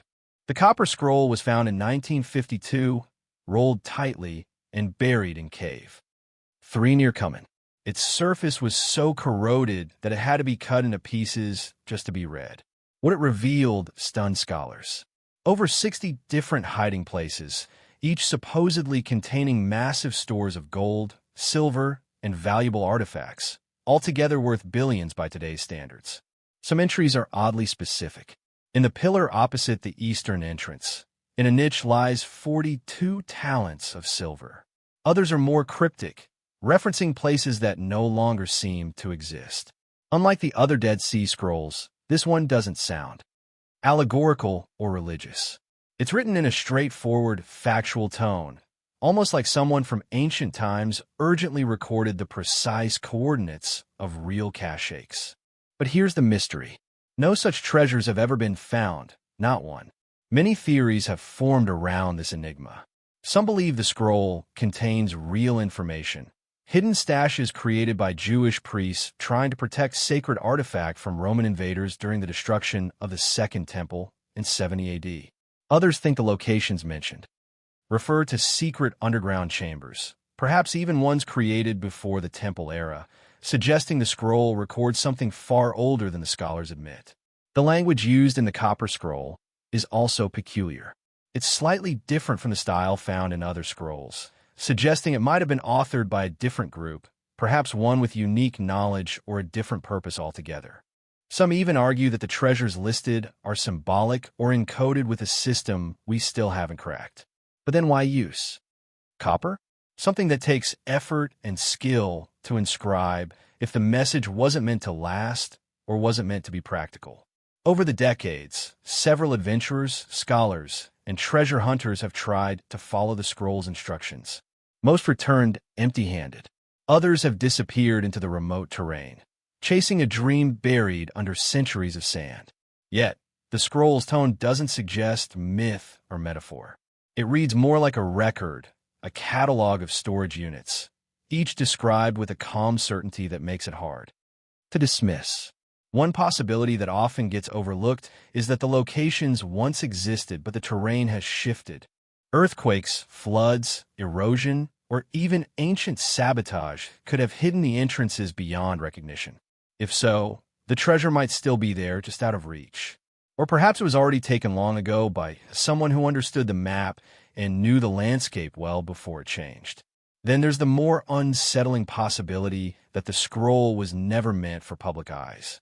It may have been a secret document meant only for a small inner circle, keepers of a legacy too dangerous or too powerful to be widely known. If that's true, revealing it might explain why no major archaeological institution has seriously attempted to excavate the sites mentioned in the scroll. Could there be something about the copper scroll that goes beyond treasure? Something that challenges accepted history or touches on powers we still don't fully understand? In the silence of the cave where it was found, the copper fragments now sit, cold metallic echoes of a time when knowledge and wealth were buried side by side under the pressure of survival and secrecy. Whether the scroll points to a real fortune, a forgotten chapter of history, or a deeper truth lost to time, no one can say for sure. And yet the map remains, waiting for someone with just the right knowledge, just the right perspective to see what no one else has seen. Through 3,000 rooms lost to time, Egypt's vanished labyrinth, far from the Great Pyramids and the Sphinx that dominate Egypt's popular imagination, there's a lesser-known enigma, one that ancient writers described with awe and disbelief, and yet today barely exists in modern consciousness. They called it the labyrinth. Not a myth, not a symbol, but a real massive stone structure said to have existed at Hara near the Fim oasis south of Cairo. What makes the labyrinth so mysterious is not just its scale or complexity. It's that multiple credible ancient sources insist they saw it with their own eyes. Herodotus, the Greek historian who visited in the 5th century BCE, wrote that the structure was more impressive than all the pyramids combined. He claimed it had 3,000 rooms, 1,500 above ground and 1,500 below, connected by winding passages, blind corridors, and hidden chambers. The lower level, he wrote, was forbidden to most and contained the tombs of ancient kings and sacred crocodiles. Centuries later, other visitors like Strabo and Diodorus Siculus echoed his account. They describe halls supported by countless columns, ceilings made of single slabs of stone, and walls covered in intricate carvings. These weren't vague myths. They were architectural reports from people who claimed to have seen the labyrinth themselves. Yet today, almost nothing remains. Modern archaeologists know of the site at Wara. In the late 1800s, British archaeologist Flinders Petrie excavated the area and found scattered remains of colossal stones, pillars, and foundations, but not the labyrinth itself. Petrie concluded that the structure had existed, but had been destroyed, its stones taken by later civilizations for use in other buildings.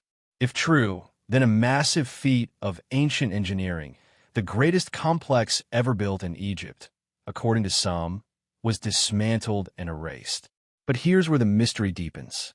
While Petrie believed the visible part of the labyrinth was gone, he also hinted that the subterranean level might still exist, buried beneath layers of debris and sand. Yet for over a century, little serious effort has gone into exploring what lies beneath Hara. Bureaucratic restrictions, shifting political climates, and logistical difficulties have kept modern tools like ground-penetrating radar from thoroughly scanning the site, at least not in the public eye. Some independent researchers and fringe archaeologists claim they've done private surveys, which reveal massive symmetrical structures underground too regular and organized to be natural formations. But without formal excavation, these findings remain speculative. Still, the scale of what ancient writers described leaves us wondering if even a fraction of it lies beneath the sand. What secrets could it hold? What was the purpose of such an enormous complex? Was it administrative, a central archive of Egypt's dynasties, a religious center, perhaps used for rituals lost to time, or something else, something designed not for the living, but for the afterlife? One detail from Herodotus stands out. He claimed the labyrinth was so confusing that without a guide, one would never escape. Could the layout have served as a physical metaphor for spiritual or cosmic journeys, paths designed to test a person's mental or moral state?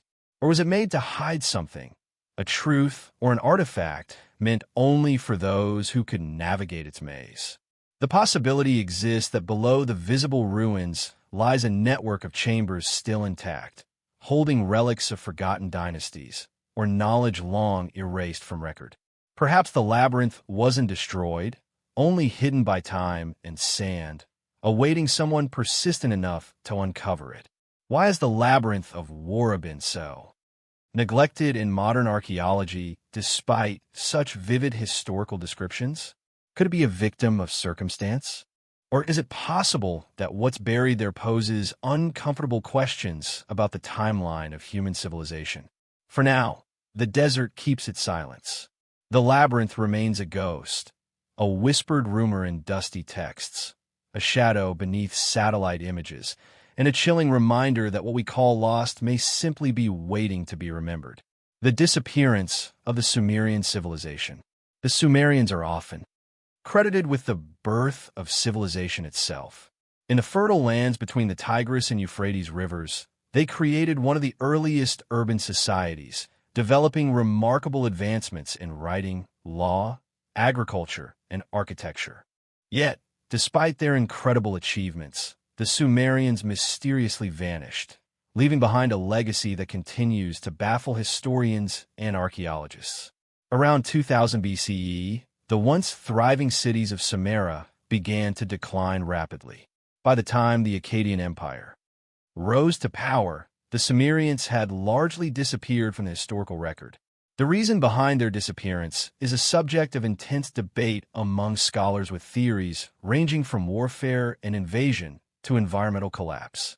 One widely accepted theory is that the Sumerians fell victim to the changing climate. The region, known for its fertile soil, was highly dependent on the Tigris and Euphrates rivers for irrigation. Over time, shifts in the river's course and the onset of droughts may have disrupted their agricultural practices, leading to widespread famine and a collapse of their society. However, some believe that the downfall of the Sumerians was not solely due to natural causes. The rise of the Akkadian Empire, led by the ambitious Sargon of Akkad, played a key role in the Sumerian decline. As Sargon conquered Sumerian city-states, many of the Sumerians fled or were absorbed into the Akkadian culture, further eroding the distinct identity of Sumeria. But while these theories seem plausible, they don't fully explain the rapid and complete disappearance of the Sumerians. After all, the Sumerians didn't vanish in a single catastrophic event. Their culture slowly eroded over time, leaving behind few traces of their once great civilization. And despite their decline, the Sumerians' influence on the cultures that followed cannot be overstated. The cuneiform writing system, which they developed, became the foundation for many ancient languages, and their advancements in mathematics, astronomy, and law would shape civilizations for millennia to come. So, what really happened to the Sumerians? Was it an environmental disaster, an invasion, or something else entirely? Was their disappearance part of a larger cycle of rise and fall that has repeated throughout human history? And perhaps the most intriguing question of all, was their knowledge, their secrets, lost to the sands of time forever, or could it be waiting to be rediscovered? The Sumerians may be gone, but their story remains one of the most enduring mysteries of the ancient world. The Nazca Lines of Peru. In the arid desert of southern Peru, thousands of mysterious geoglyphs stretch across the land known as the Nazca Lines. These immense designs, ranging from simple geometric shapes to intricate representations of animals like spiders, monkeys, and hummingbirds, have puzzled researchers for centuries. But what is even more perplexing is the fact that these enormous images can only truly be appreciated from the sky. How could a civilization without the aid of modern technology create such precise and vast figures? The Nazca Lines cover an area of nearly 1,000 square kilometers, with some of the longest lines stretching over 300 m in length. Their sheer size and complexity suggest an advanced understanding of engineering and geometry. Yet, no one knows for sure how the ancient Nazca people accomplished such a feat. One popular theory suggests that the Nazca people created the lions as part of religious rituals to appease the gods. The lions could have been intended to be seen by deities in the sky, aligning with their belief that the gods controlled the weather and agricultural fertility. Others believe that the lines were markers for water sources or paths used by the Nazca people, guiding them through a harsh and unforgiving desert landscape.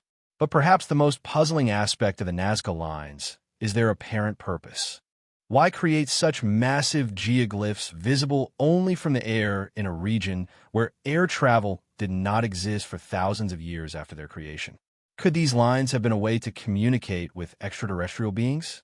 This theory gained popularity when some researchers pointed out that many of the figures seemed to align with celestial bodies, leading to speculations about ancient knowledge of astronomy and the possibility of extraterrestrial contact. Furthermore, the discovery of new geoglyphs and the ongoing excavation of the Nazca lines has raised even more questions. In recent years, modern technology like drones and satellite imaging has uncovered previously unknown lines and patterns, deepening the mystery of the Nazca civilization. What were the true intentions behind the creation of the Nazca lines? Were they part of religious rituals, markers for ancient trade routes, or something more mysterious? Could the ancient Nazca people have had contact with extraterrestrial beings? Or was there another explanation entirely? As new discoveries continue to be made, the Nazca lines remain one of the most intriguing and unsolved mysteries of the ancient world. The disappearance of the Roanoke colony. In 1587, a group of English settlers arrived on Roanoke Island, located off the coast of North Carolina, with the hopes of establishing the first permanent English colony in the New World. However, just 3 years later, when a supply ship arrived in 1590, the entire colony had vanished without a trace. The only clue left behind was the word Fucone carved into a wooden post, and crude was the name of a nearby island and tribe. What happened to the settlers of Roanoke? Did they fall victim to disease or conflict with local Native American tribes? Were they attacked and killed by hostile forces? Or did they mysteriously disappear into the wilderness, never to be heard from again? Theories about their disappearance abound. Some suggest that the settlers assimilated with local Native American tribes, particularly the Crudene people, and may have been absorbed into their culture, though no definitive evidence has ever been found to support this.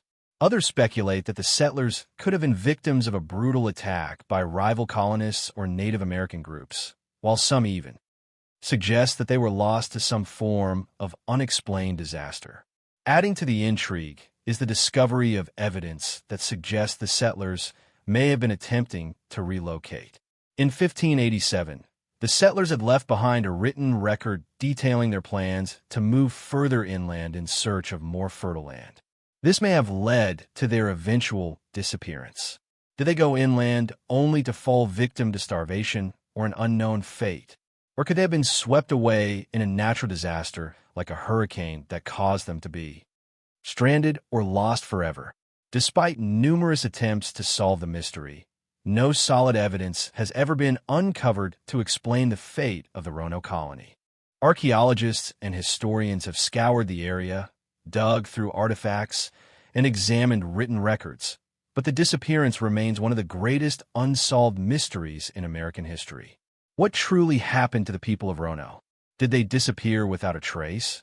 Or did they live on in a form that history has yet to uncover? The answer may never be fully known, but the mystery of Roanoke continues to captivate the imagination of those who ponder the fate of this lost colony. The Voynich manuscript. Deep in the vaults of Yale University's BKA Rare Book and Manuscript Library lies a book that has confounded scholars, cryptographers, and historians for centuries. The Voynich manuscript. This ancient handwritten to me, believed to have been created in the early 15th century, is filled with strange, indecipherable writing and bizarre illustrations of plants, astronomical diagrams, and otherworldly figures. Despite countless attempts, no one has been able to decode its mysterious text, and its origins remain unknown. What is perhaps most perplexing about the Voynich manuscript is not just its enigmatic language, but the fact that its content appears to be completely unrelated to any known culture or language of the time. The illustrations depict unfamiliar plants that don't seem to match any known species, as well as strange, almost surreal images of women bathing in pools or conducting alchemical rituals. These illustrations, along with the text itself, suggest that the manuscript may have been created as some sort of esoteric or mystical work. But if so, what was its purpose? Many theories have been proposed over the years. Some believe that the manuscript could be an elaborate hoax created by a clever forger who crafted a mysterious text and accompanying illustrations to spark curiosity. Others think it might be an alchemical or medical text, possibly containing knowledge lost to history. There have been suggestions that the manuscript could contain encoded secrets, hidden knowledge, or even a lost language that could shed light on forgotten civilizations. Theories have also pointed to the possibility that the manuscript is a work of extraterrestrial origin or a secret code meant to be deciphered in the future. Despite advances in cryptography and digital analysis, the text of the Voynich manuscript has remained frustratingly resistant to decryption. In recent years, AI and machine learning have been applied to the manuscript's text in an attempt to crack its code, but no breakthrough has yet been made. What is the true purpose of the Voynich manuscript? Is it a work of secret knowledge waiting to be uncovered, or merely a strange curiosity from a long-forgotten time? The manuscript continues to fascinate and mystify those who try to unravel its secrets. And until someone is able to crack the code, the mystery surrounding the Voynich manuscript will endure, continuing to puzzle and intrigue scholars and laypeople alike. The Lost City of Atlantis. The tale of Atlantis, an advanced utopian civilization said to have existed thousands of years ago, has captivated the imaginations of historians, archaeologists, and adventurers for centuries. First described by the ancient Greek philosopher Plato in his dialogues Tus and Critias, Atlantis was a powerful island nation that supposedly sank into the ocean in a single day and night of catastrophic destruction. The legend has been passed down through the ages, but despite extensive searches, no concrete evidence of its existence has ever been found. According to Plato, Atlantis was a rich and technologically advanced civilization that thrived around 9,000 years before his time. It was described as being located beyond the Pillars of Hercules, what we now call the Strait of Gibraltar, and was said to be larger than Libya and Asia Minor combined. Atlantis was depicted as a prosperous kingdom with grand architecture, advanced technology, and a highly organized society. However, due to its growing corruption and moral decline, Atlantis was said to have fallen out of favor with the gods, leading to its sudden and violent destruction. Over the centuries, countless theories have been proposed about the location and fate of Atlantis. Some believe it was located in the Mediterranean Sea with suggested sites ranging from the island of Santorini to the Canary Islands. Others think Atlantis may have been located in the Caribbean, possibly near the Bahamas or Cuba. Some even speculate that the story of Atlantis could be based on the real-life Minoan civilization, which experienced a catastrophic volcanic eruption around 1500 BCE that led to the downfall of the Minoan culture. Modern scientists have also offered theories about Atlantis, with some suggesting it was a myth created to explain the sudden disappearance of ancient cultures. Others believe that the idea of a sunken civilization might be inspired by real events, such as the end of the Ice Age or the flooding of coastal regions due to rising sea levels.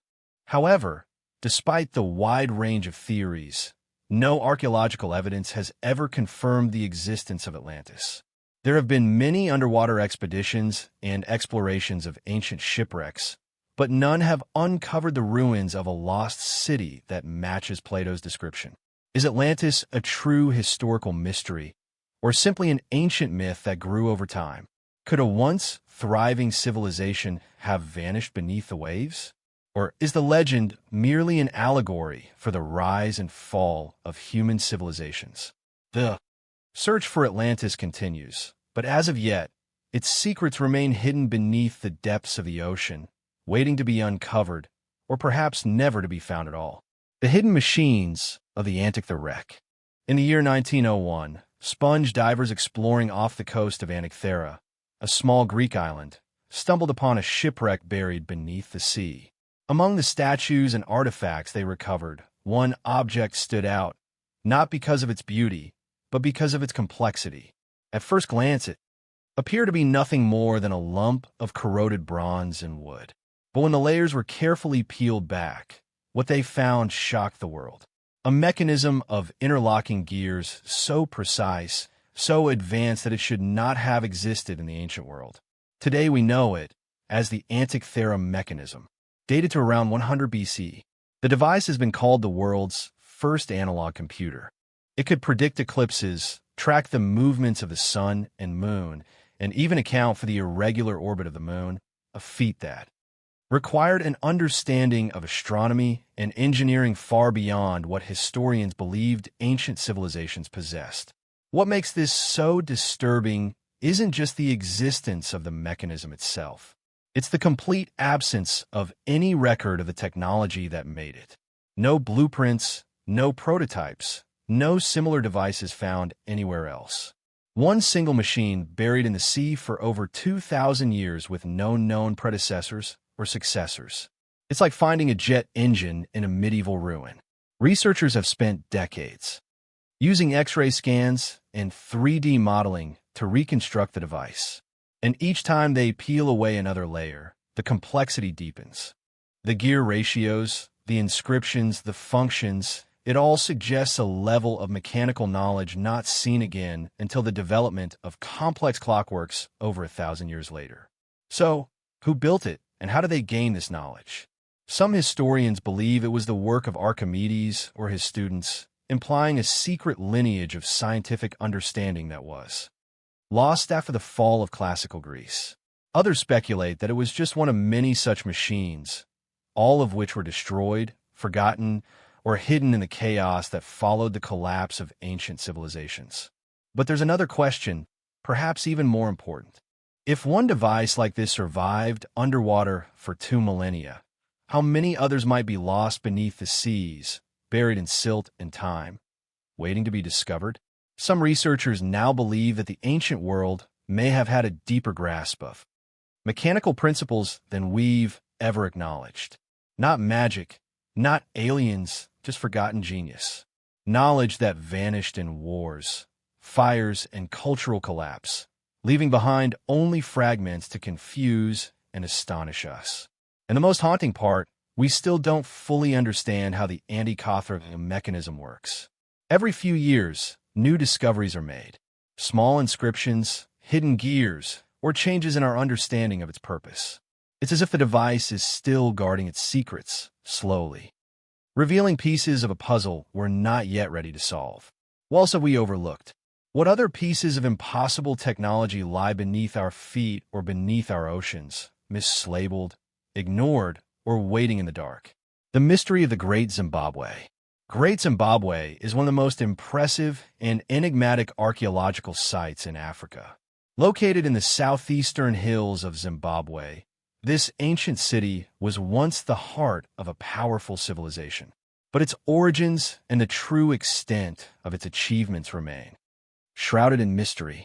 The site, which dates back to between the 11th and 15th centuries, is known for its massive stone ruins, particularly the Great Enclosure, a towering structure made of tightly fitted granite blocks that form walls over 30 feet high in some places. What makes the mystery of Great Zimbabwe so compelling is that despite its grandeur, no written records exist to explain the people who built it or the purpose of the city. Historians and archaeologists have long debated the identity of the builders and the reasons behind the sudden abandonment of the city. Some believe that Great Zimbabwe was the center of a great empire that controlled trade routes across Africa, particularly in gold and ivory. The city may have flourished as a trading hub between the interior of Africa and the coastal regions, which could explain the incredible wealth that the city seemed to generate. Yet, the reasons behind its sudden decline and abandonment remain unclear. The walls of the Great Enclosure, as well as other structures in the city, are made from a technique known as dry stone walling, in which large stones are carefully stacked without the use of mortar. The precision and skill involved in constructing these walls are remarkable, but how the builders achieved such expertise without the aid of modern technology is still a mystery.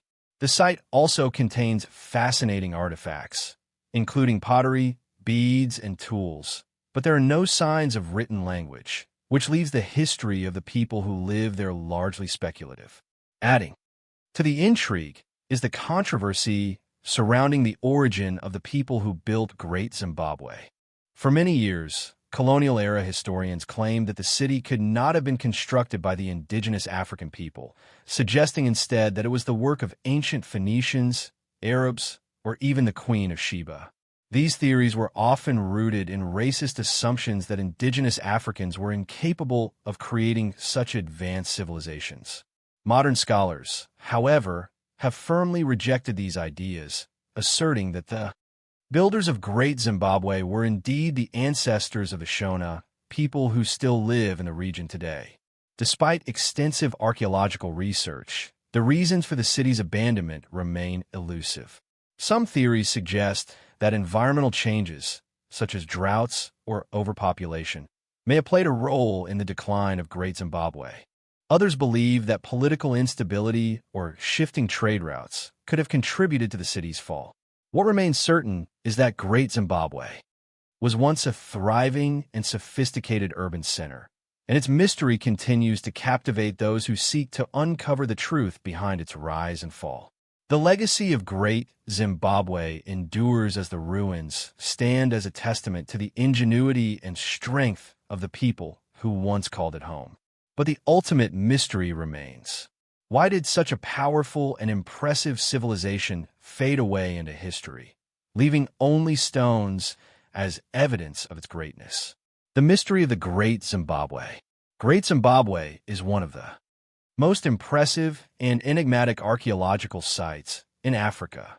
Located in the southeastern hills of Zimbabwe, this ancient city was once the heart of a powerful civilization. But its origins and the true extent of its achievements remain shrouded in mystery.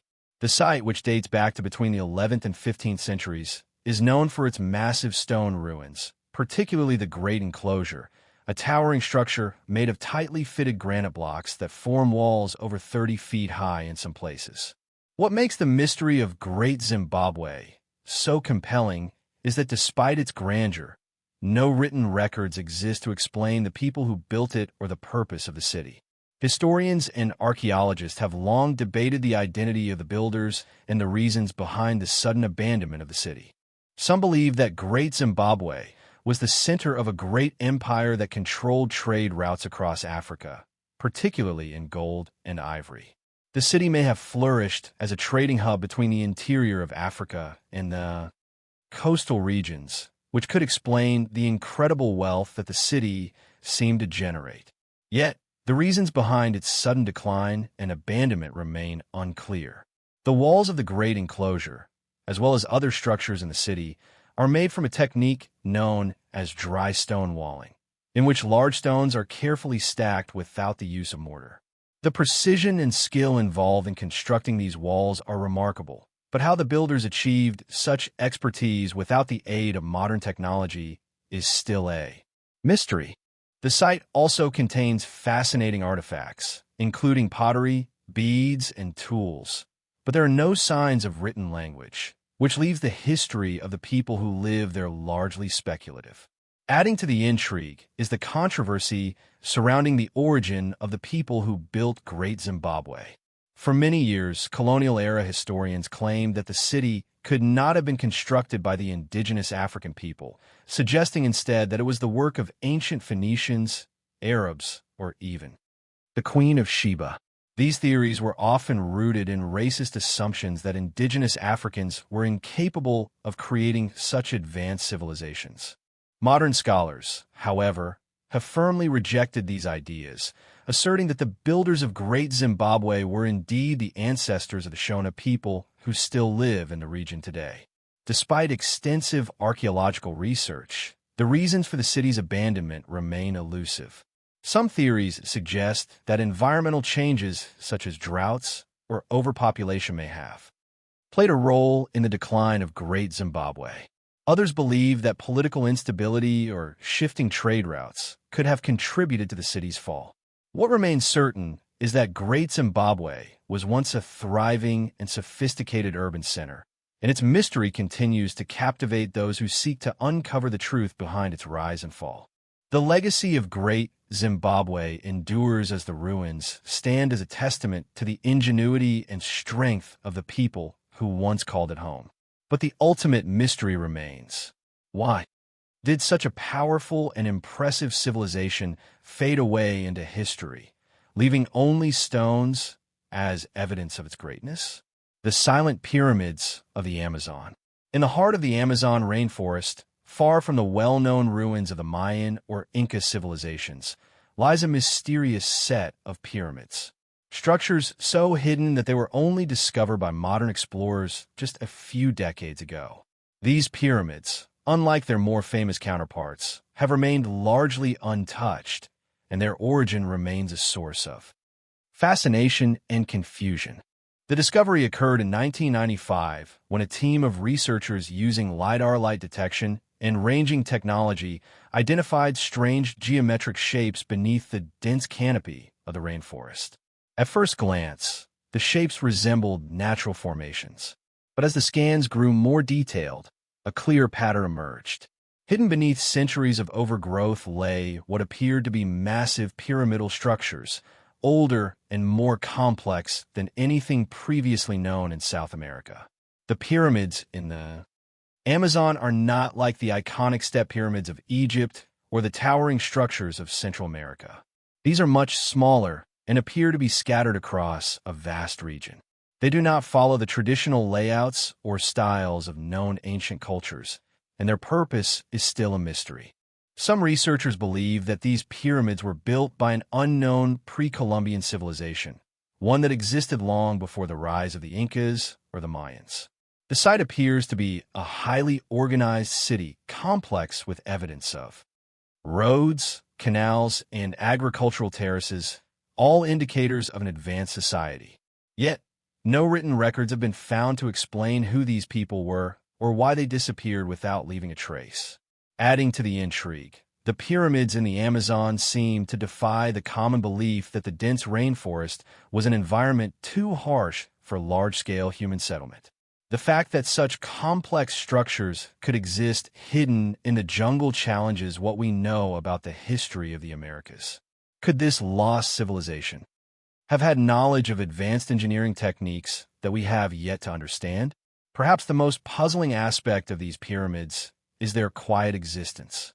Unlike the grand publicly celebrated structures of Egypt or Mexico, the Amazon pyramids remain silent, untouched, and nearly forgotten by the world. The dense jungle seems to be both hiding and protecting them, as if they are waiting for the right time to reveal their full story. Researchers have struggled to study the site due to its remote location, the difficult terrain, and the ongoing danger posed by illegal logging operations in the region. Some believe that the pyramids may hold clues to a lost chapter of human history, one that could change everything we thought we knew about ancient civilizations. However, it is also possible that these secrets will remain buried beneath the endless canopy of the Amazon, hidden away from the world forever. The silent pyramids of the Amazon represent an enigma that is still unraveling. As scientists and explorers continue to venture into this mysterious part of the world, the question lingers: who built these structures, and why were they abandoned? The pyramids stand as silent sentinels in the jungle, waiting perhaps for the right person to discover their hidden truths. The Amazon holds many secrets, but these pyramids may be among its most elusive and most important. The silent pyramids of the Amazon. In the heart of the Amazon rainforest, far from the well-known ruins of the Mayan or Inca civilizations, lies a mysterious set of pyramids. Structures so hidden that they were only discovered by modern explorers just a few decades ago. These pyramids, unlike their more famous counterparts, have remained largely untouched, and their origin remains a source of fascination and confusion. The discovery occurred in 1995 when a team of researchers using LAR light detection and ranging technology identified strange geometric shapes beneath the dense canopy of the rainforest. At first glance, the shapes resembled natural formations, but as the scans grew more detailed, a clear pattern emerged. Hidden beneath centuries of overgrowth lay what appeared to be massive pyramidal structures, older and more complex than anything previously known in South America. The pyramids in the Amazon are not like the iconic step pyramids of Egypt or the towering structures of Central America. These are much smaller and appear to be scattered across a vast region. They do not follow the traditional layouts or styles of known ancient cultures, and their purpose is still a mystery. Some researchers believe that these pyramids were built by an unknown pre-Columbian civilization, one that existed long before the rise of the Incas or the Mayans. The site appears to be a highly organized city complex with evidence of roads, canals, and agricultural terraces, all indicators of an advanced society. Yet, no written records have been found to explain who these people were or why they disappeared without leaving a trace. Adding to the intrigue, the pyramids in the Amazon seem to defy the common belief that the dense rainforest was an environment too harsh for large-scale human settlement. The fact that such complex structures could exist hidden in the jungle challenges what we know about the history of the Americas. Could this lost civilization have had knowledge of advanced engineering techniques that we have yet to understand? Perhaps the most puzzling aspect of these pyramids is their quiet existence. Unlike the grand, publicly celebrated structures of Egypt or Mexico, the Amazon pyramids remain silent, untouched, and nearly forgotten by the world. The dense jungle seems to be both hiding and protecting them, as if they are waiting for the right time to reveal their full story. Researchers have struggled to study the site due to its remote location, the difficult terrain, and the ongoing danger posed by illegal logging operations in the region. Some believe that the pyramids may hold clues to a lost chapter of human history, one that could change everything we thought we knew about ancient civilizations. However, it is also possible that these secrets will remain buried beneath the endless canopy of the Amazon, hidden away from the world forever. The silent pyramids of the Amazon represent an enigma that is still unraveling. As scientists and explorers continue to venture into this mysterious part of the world, the question lingers: who built these structures, and why were they abandoned? The pyramids stand as silent sentinels in the jungle, waiting perhaps for the right person to discover their hidden truths.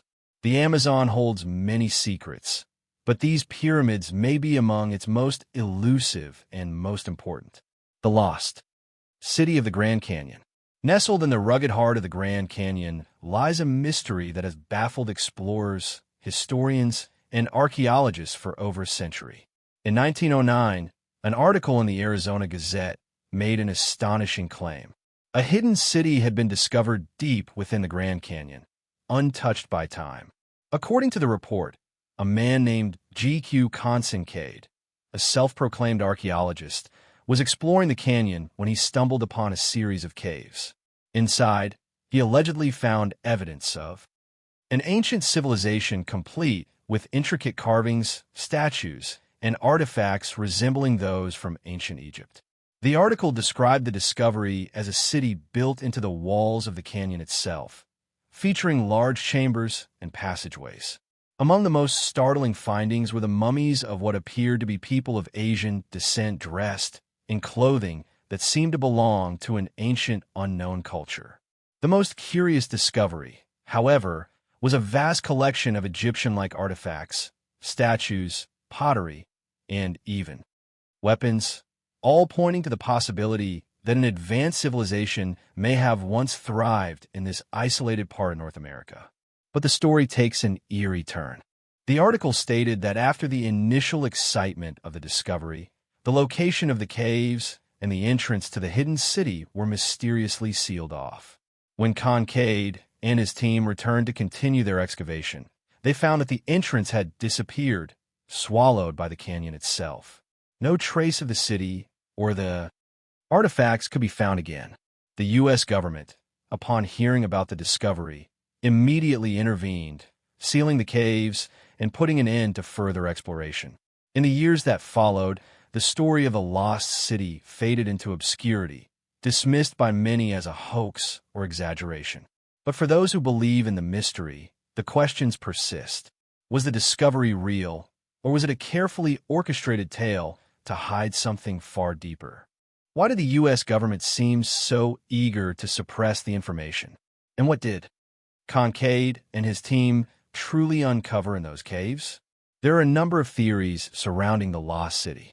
Some believe that the ancient civilization found in the Grand Canyon could have been a group of explorers or settlers from the distant past, possibly even from the ancient world, like the Egyptians or the Phoenicians. Others suggest that the city could have been built by Native American ancestors long before the well-known tribes arrived in the area. Some go so far as to speculate that the civilization could have been from an entirely unknown culture that predated any known history. Despite extensive research and modern-day expeditions to the Grand Canyon, no concrete evidence has ever surfaced to confirm the existence of this lost city. The stories surrounding the mysterious find, however, continue to inspire exploration. Could there be a hidden history beneath the layers of rock and time waiting to be uncovered? Or was the tale simply a clever fabrication meant to stir the imaginations of adventurers and dreamers alike? The Grand Canyon, a place of stunning beauty and incredible geological significance, continues to guard its secrets. Whether the lost city ever existed, or whether it remains one of the greatest unsolved mysteries of the American West, is a question that remains unanswered. Yet, the allure of what might lie beneath its ancient stones continues to captivate those who believe that just maybe there's a forgotten history buried deep in the canyon shadow. The vanishing village of Anjikuni Lake. Deep in the northern territories of Canada lies Anjikuni Lake, a serene and remote location surrounded by towering forests and rugged wilderness. It's a place few travelers dare to venture due to its isolation and harsh conditions. But in 1930, a chilling story began to emerge from this tranquil lake that would forever leave a mark on local history. The tale begins when a fur trapper by the name of Joe Leal arrived at a village near the lake. He had made this journey many times before, and he was expecting to find the usual community of Inuit people living in the small settlement, a group he had come to know well over the years. However, what he found instead was something he couldn't explain. As Label approached the village, something felt off. The air was eerily still, and the usual sounds of village life, the chatter, the children playing, the war of daily activities were absent. When he entered the village, his heart sank as he realized the place was completely deserted. There were no signs of a struggle or signs that the village had been abandoned in a hurry. It was as if the people had simply vanished into thin air. Label began his search for any clues as to what had happened. Inside the huts, everything was left as it was. Cooking pots were still out, some with food in them, and blankets were neatly folded, but the inhabitants were gone. Strangely, there were no footprints leading out of the village, nor were there any tracks in the snow. It was as if the entire population of the village had simply vanished without a trace. One of the most unsettling discoveries Leal made was a campfire that had recently been used. Yet, there was no one around to tend it. Nearby, he found a cache of supplies, blankets, food, and weapons left behind, as if the villagers had planned to return at any moment, but never did. Leal quickly left the area and reported the disappearance to the nearest settlement. The story spread, and search parties were sent to investigate, but they found no further evidence of the missing villagers. What was even more perplexing was that the villagers of Anjikuni Lake had never been heard from again. No sign of them was ever found in the surrounding forests. No bodies were discovered, and no other villages were found that could explain their disappearance. Over the years, several theories have surfaced about what might have happened to the people of Anjikuni Lake. Some suggest that the village was the victim of an attack by outsiders, perhaps explorers or other unknown groups. However, the absence of any signs of violence or struggle doesn't seem to support this theory. Others believe that the village could have fallen victim to a natural disaster, perhaps a sudden and violent weather event or an avalanche that left no survivors. More bizarre theories suggest that the village's inhabitants may have been involved in some sort of ritual or belief system, leading them to vanish early. Some believe they were part of a group that believed in spiritual journeys or transcendence, and they may have left for a place beyond the physical world, leaving everything behind. Another theory is that something supernatural might be at play. Over the years, there have been reports of strange lights in the sky and inexplicable phenomena near Angikuni Lake. Could the disappearance of the village have been the result of extraterrestrial activity?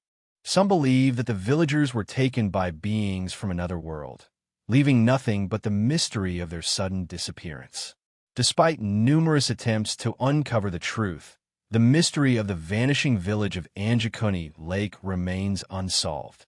No conclusive evidence has ever emerged, and the story remains one of Canada's most enduring and eerie legends. The lake itself continues to attract the curious, but those who venture too close often find themselves drawn into the same mystery that has baffled so many before them. Is it possible that the village still holds a secret buried deep within its woods, waiting to be discovered? Or did the people of Angikuni Lake vanish as if they were never there at all, leaving only their unanswered questions behind? The Lost Expedition of the Franklin Crew. In 1845, one of the most infamous and puzzling expeditions in the history of polar exploration took place. Led by Sir John Franklin, the British Royal Navy set out to find the elusive Northwest Passage, a route through the Arctic that would connect the Atlantic and Pacific Oceans. Franklin and his crew of 129 men were well equipped and had already gained recognition for their exploration skills. Yet, despite their preparations, they would vanish without a trace, leaving behind a mystery that still haunts explorers today. The expedition set sail on two ships, the HMS Erebus and the HMS Terror. Equipped with the latest technology and sufficient provisions for a multi-year voyage, the ships were last seen by the whaling ship Barrett in the waters off Canada's Baffin Island in July of 1845. However, after that, no word was heard from Franklin's ships. It wasn't until 1848, 3 years later, that a rescue mission was sent out to locate the missing vessels. What the rescuers found was both bizarre and horrifying. Pieces of wreckage from the Erebus and Terror were found scattered across the ice. Yet, there was no sign of the men and no explanation for what had happened. What was even more perplexing was that in the wreckage, all of the ship's logs and maps were missing, as though they had been intentionally discarded or destroyed. As the years passed, explorers began to uncover strange clues scattered across the Arctic landscape.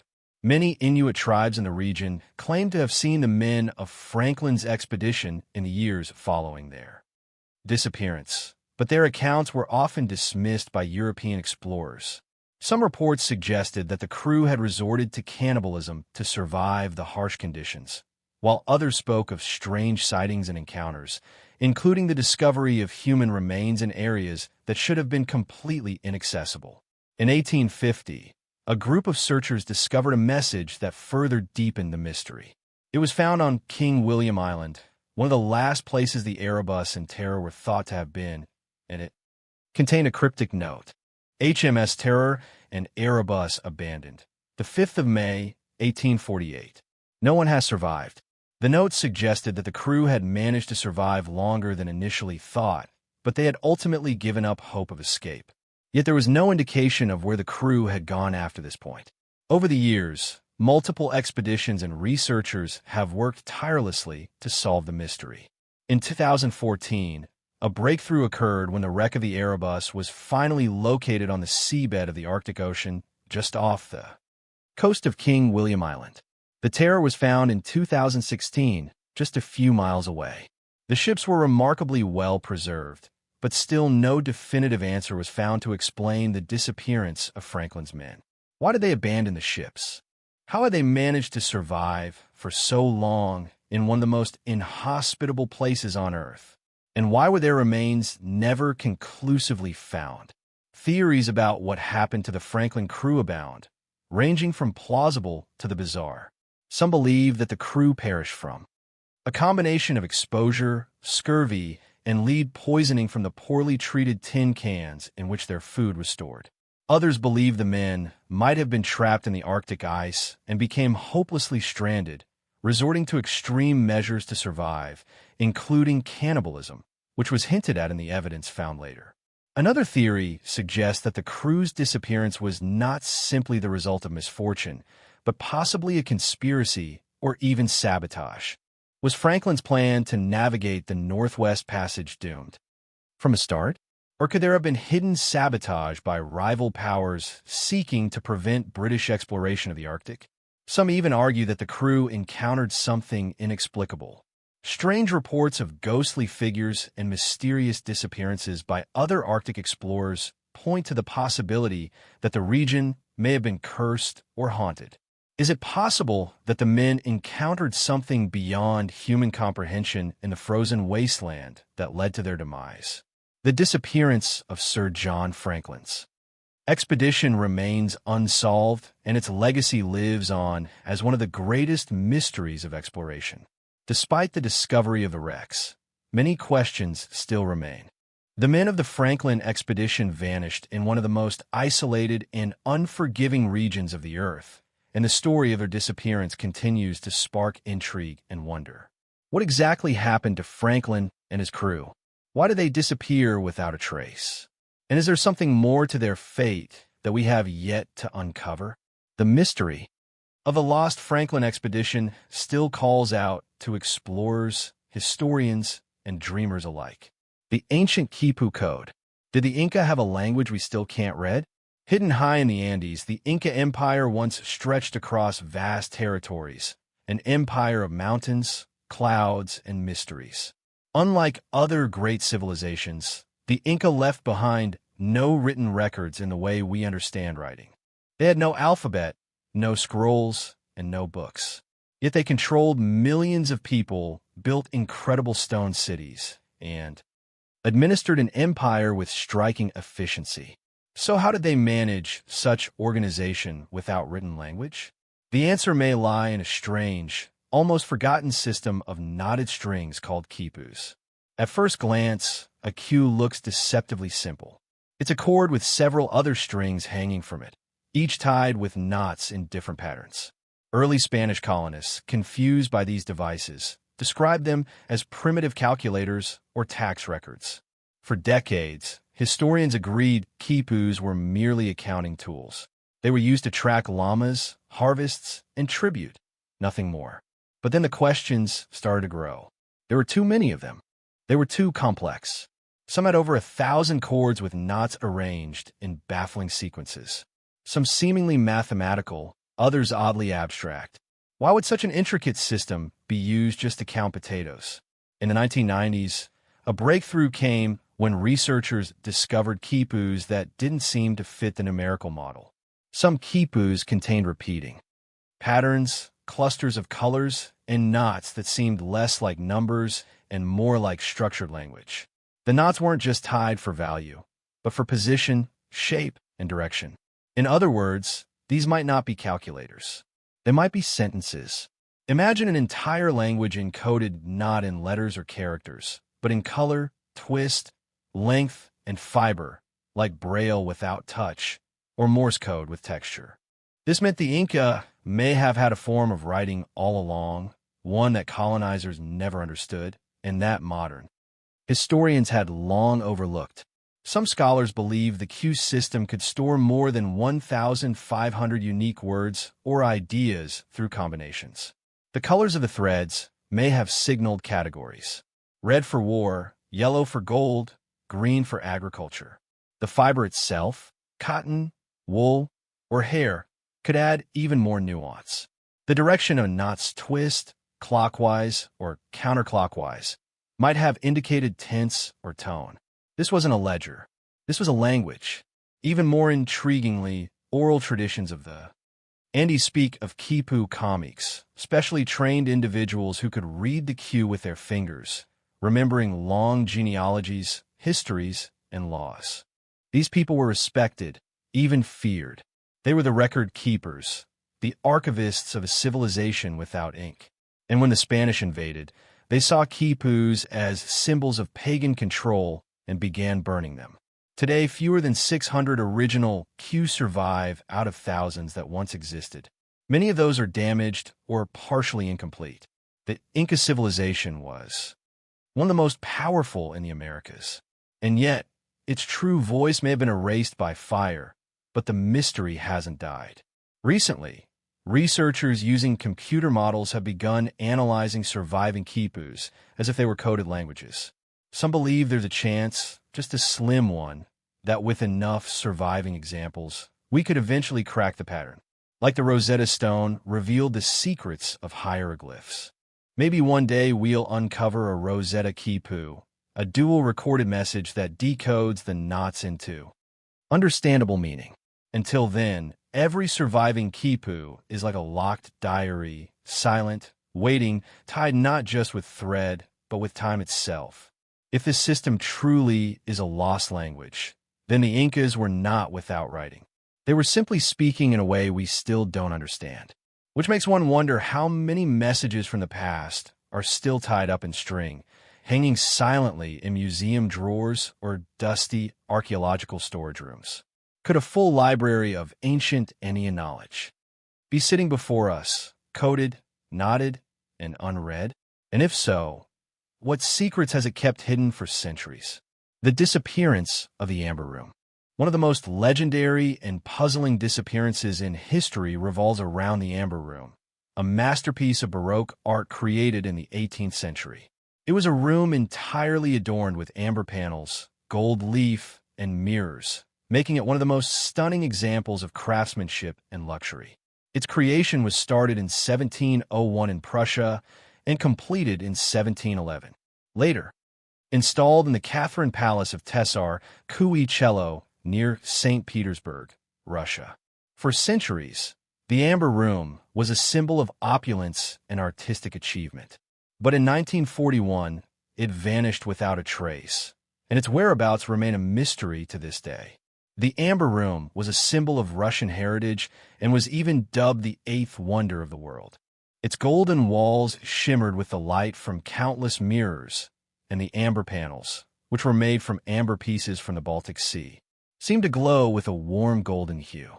The room was a work of art that blended materials, history, and culture, combining the skill of craftsmen from several nations. It was designed to be a spectacle, a room that dazzled all who entered it. In the years before its disappearance, the Amber Room was admired by many visitors to the Catherine Palace. It became an iconic treasure for Russia and an integral part of the palace's touristic appeal.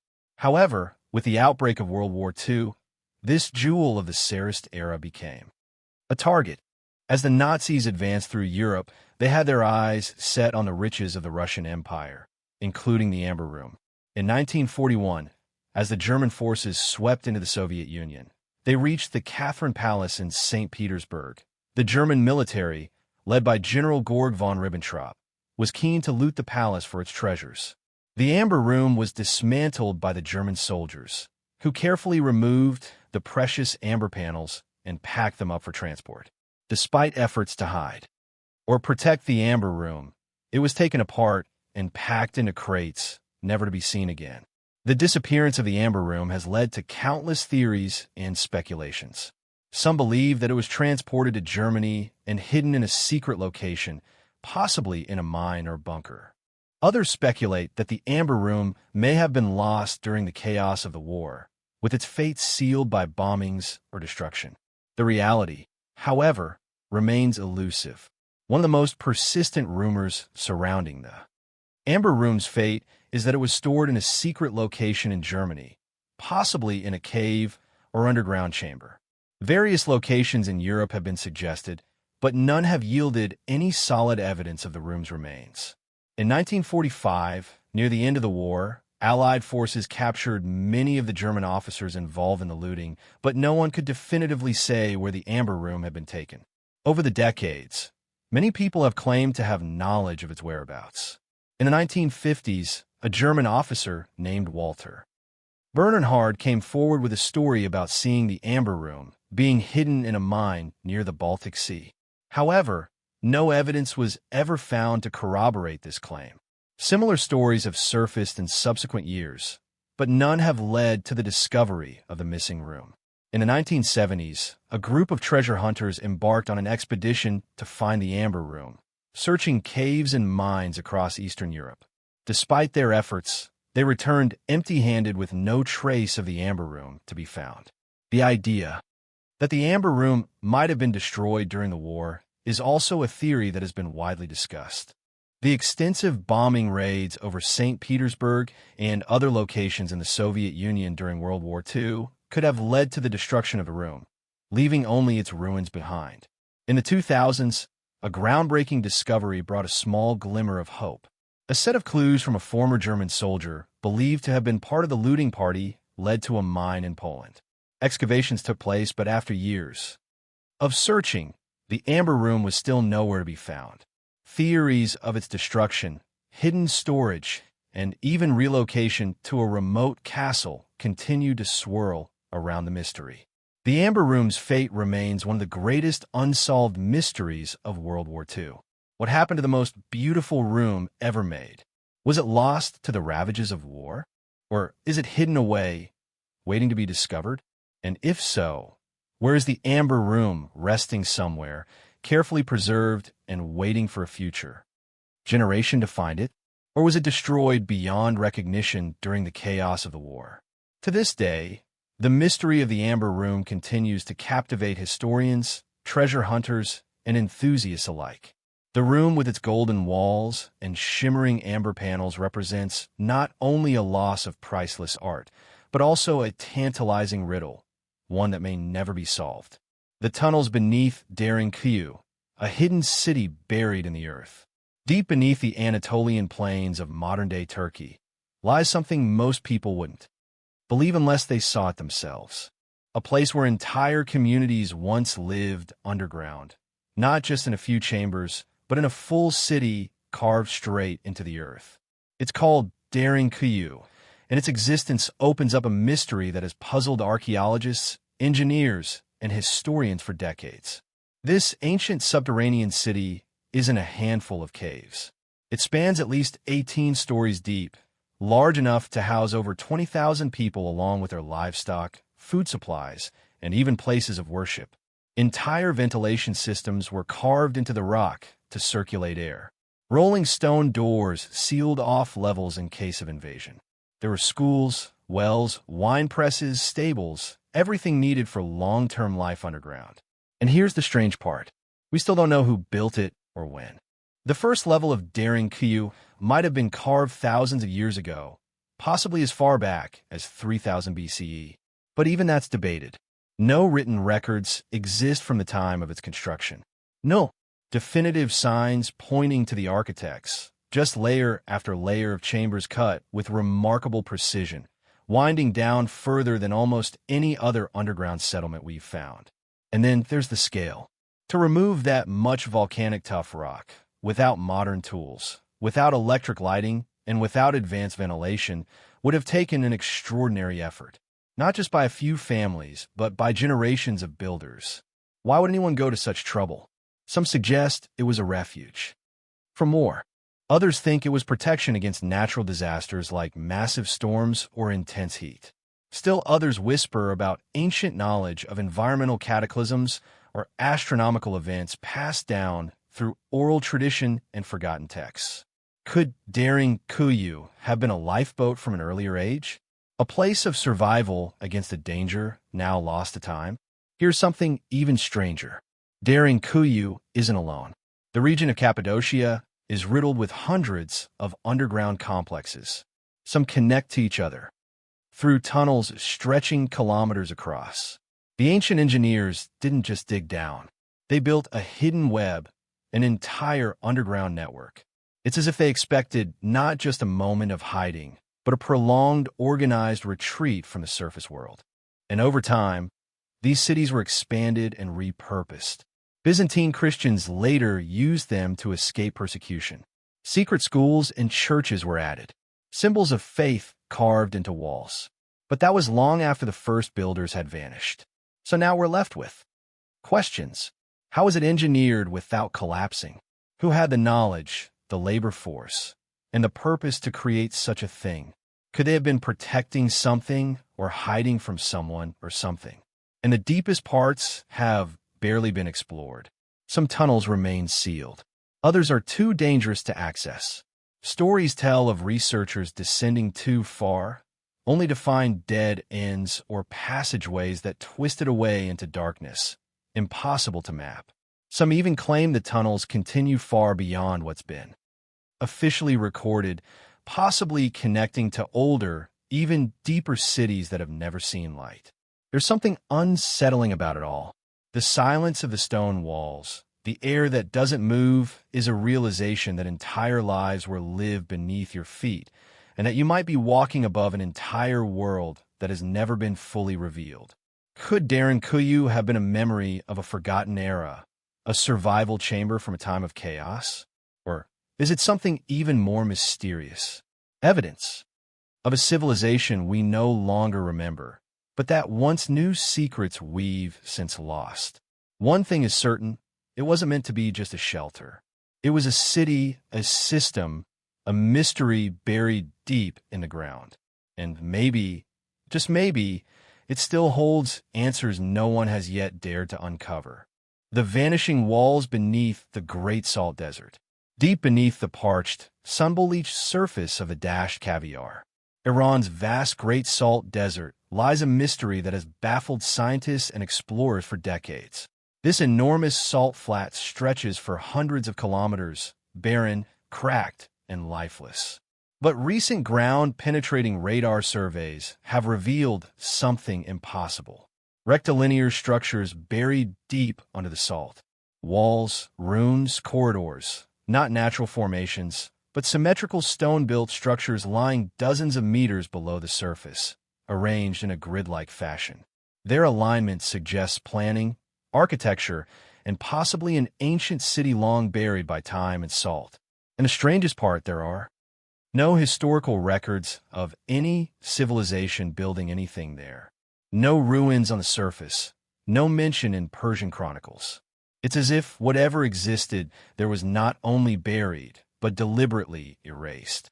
The structures came to light in the early 2000s when a group of geophysicists studying subsurface geology for salt and mineral extraction stumbled upon repeated radar anomalies. They expected to find ancient lake beds or salt domes, but instead found uniform echoes like chambers echoing back signals that looked far too precise to be natural. Further study hinted that the buried structures could span nearly 4 square kilometers with walls that measured nearly 3 m thick, made from stone that had no known source within 100 kilometers. But then came the silence. The Iranian government reportedly halted further exploration and sealed the region under environmental restrictions. The scientific team that first reported the radar findings, their published paper was retracted without explanation. One member of the team later claimed that they were asked to move on and not speak to foreign media. Why would an uninhabited salt desert hold something so secretive? And why shut down the discovery? Local nomadic tribes tell strange stories, whispers passed down over generations. Tales of a sunken city swallowed by the desert after the skies turned red. According to one elder, there was once a land in the heart of the salt flats where no birds flew and no water stayed, only dust and the bones of men who challenged the gods. These are oral legends, of course, but they align eerily with the radar maps, suggesting a place that was once inhabited, then rapidly abandoned or destroyed. Could it be the remains of an unknown civilization that thrived in central Iran thousands of years before written records? One that experienced some climatic collapse or salt flood that buried its city in crystallized crust? Or could it be something even older, far predating Persian history, perhaps a remnant of a lost era? No excavations have ever been permitted. No satellite data has been released. And now the only hint of what lies beneath comes from a handful of radar scans, the silence of official records, and the cracked desert floor that hides whatever once stood there. Something was built in the heart of the Great Salt Desert. Something was buried. And for now, it remains hidden under layers of salt, secrecy, and silence. The impossible mines of the Kalahari. Deep in the southern stretches of Africa, across the vast and silent Kalahari Desert, lies a mystery buried beneath centuries of sand, scattered across the terrain far from any known ancient civilization. Explorers have stumbled upon what appear to be the remains of massive ancient mining operations far older than they should be. These are not shallow pits or surface scrapes. We're talking about deep shafts, some descending dozens of meters into bedrock with evidence of organized structure, venting channels, debris piles, and most bizarrely, traces of advanced smelting techniques. Yet, according to conventional archaeology, no civilization with the capability for deep rock mining existed in this region more than 1,000 years ago. And these shafts, some are carbon dated to over 40,000 years old. The region today, desolate and dry, shows signs of having once supported dense vegetation and access to water, possibly explaining why ancient peoples might have once lived there. But the mining evidence is beyond anything hunter-gatherer societies were thought to be capable of. Even stranger, the primary mineral extracted in some of these sites is tin, a metal that serves little purpose on its own, but becomes crucial when alloyed with copper to make bronze. Yet, according to history, the Bronze Age began around 3,300 BCE, mostly in the Middle East. What then was the purpose of tin mining 30,000 years earlier on a continent with no recorded bronze technology at that time? In the 1980s, a South African geologist named Michael Tellinger began collecting unusual circular stone formations in the region, initially believed to be cattle enclosures or dwellings. But satellite imagery revealed something startling. The formations were far too numerous, uniform, and geometrically aligned, resembling a kind of grid-based network stretching over hundreds of kilometers. One theory proposed by fringe researchers is that these stone circles weren't dwellings at all, but resonant structures used for sound or energy-based purposes, possibly in conjunction with mining. While this idea is speculative, the formations show no clear entry or exit points and no signs of fire or habitation. They appear more technological than domestic. Even stranger, magnetometer readings in the region show anomalies in the electromagnetic field with spikes and pulses that researchers still struggle to explain. Some believe the stone arrangements could have interacted with natural Earth frequencies, although mainstream science remains skeptical. So, who were the people who dug the deep shafts? Where did they go? And if they truly mined tin in the deep past, who was using it and why? There are no inscriptions, no bones, no cities, only silence and holes in the earth that defy our understanding of ancient technology. The deeper explorers dig into the mystery of the Kalahari mines, the more it feels like we're looking at the ruins of a forgotten epic, one that had a purpose, a system, and an industry, and then disappeared, leaving behind a desert that whispers of secrets buried in sand and stone. The hexagonal craters of Kazakhstan, far out on the remote Kazakh steppe, hundreds of kilometers from any major city, satellite imagery has revealed something strange. Scattered across the barren terrain are huge geometric depressions, each roughly the same size, each with unervingly straight edges, and most unusually, many of them are hexagonal. These aren't crop formations or recently dug trenches. These are wide, shallow craters, some measuring nearly 100 meters across, embedded in ancient earth. They don't follow any clear pattern, yet they seem artificial in origin. Natural erosion almost never form such perfect geometric symmetry, especially not repeated. Hexagons. Early theories claimed they were the remains of collapsed salt domes or even old Soviet experiments. But when geologists and remote sensing experts investigated, they were surprised to find no evidence of blasting equipment or human excavation. The soil compaction and mineral layering around the sites suggest that these formations are thousands of years old, if not more. Some researchers even found traces of ancient magnetic disturbances around the edges of these craters. Compass needles veer slightly off true north near them. Ground-penetrating radar revealed unusual layering beneath the hexagonal impressions, as if something intensely hot or pressurized once struck the surface from above, but not in a way consistent with meteorite impacts. Adding to the enigma, a few of the craters are interconnected by narrow, trench-like grooves, almost like pathways or conduits. These lines are not random. They are angular, straight, and stretch for kilometers, but lead nowhere known. And then there's the most haunting aspect. In the very center of some of the hexagons, researchers found smooth, stone-like platforms too regular to be accidental. No culture is known to have built such structures on the cake step, especially not thousands of years ago. There are no ruins, no tools, no texts, just the quiet vastness of land.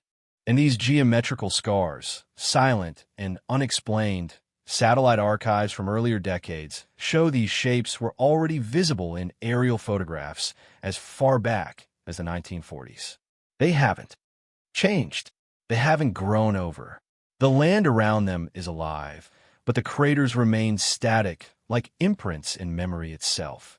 Some speculate they could have been landing sites for something ancient, perhaps vehicles or crafts of unknown origin.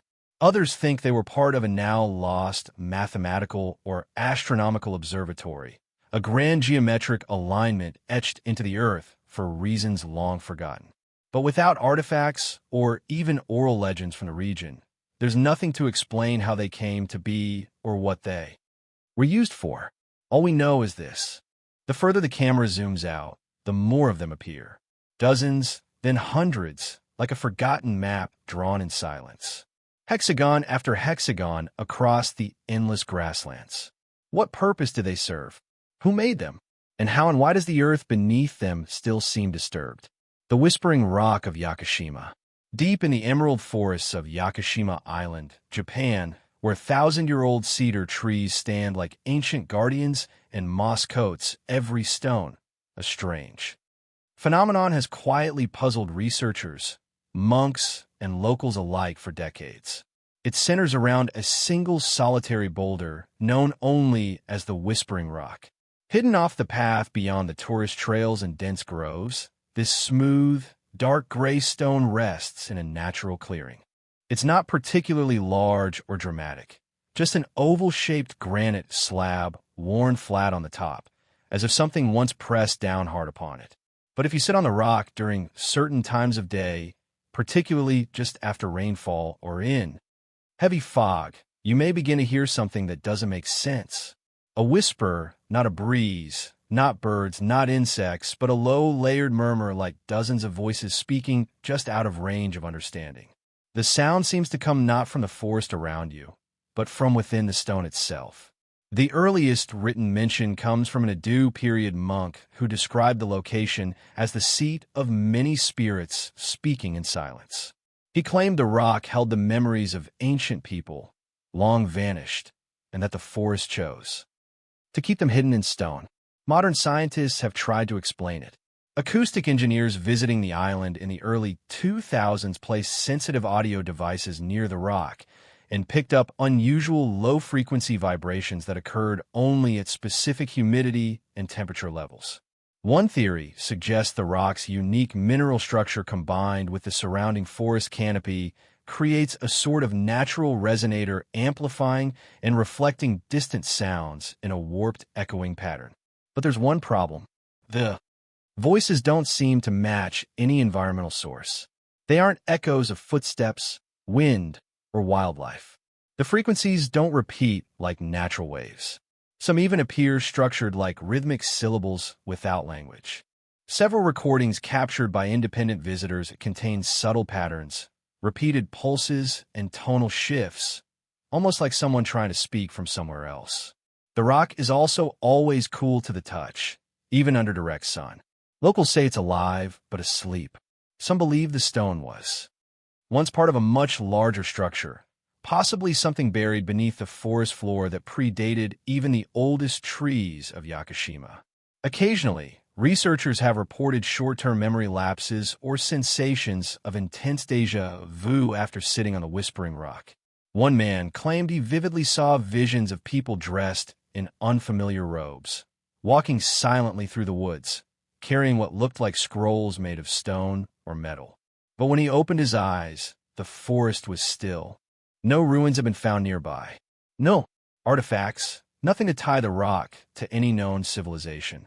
Yet, even the ancient Jomon people, whose presence on the island dates back over 7,000 years, left no records of such a sight. There's a quiet fear among some locals. They say if you listen too long, the voices begin to make sense. Not in words, but in feelings, as if the rock is not whispering to you, but remembering through you. And perhaps what it remembers isn't meant to be known. To this day, the whispering rock remains undisturbed. No excavation, no development, just fog, forest, and the soft murmurs of something old, far older than anyone can explain. What's speaking from inside the stone?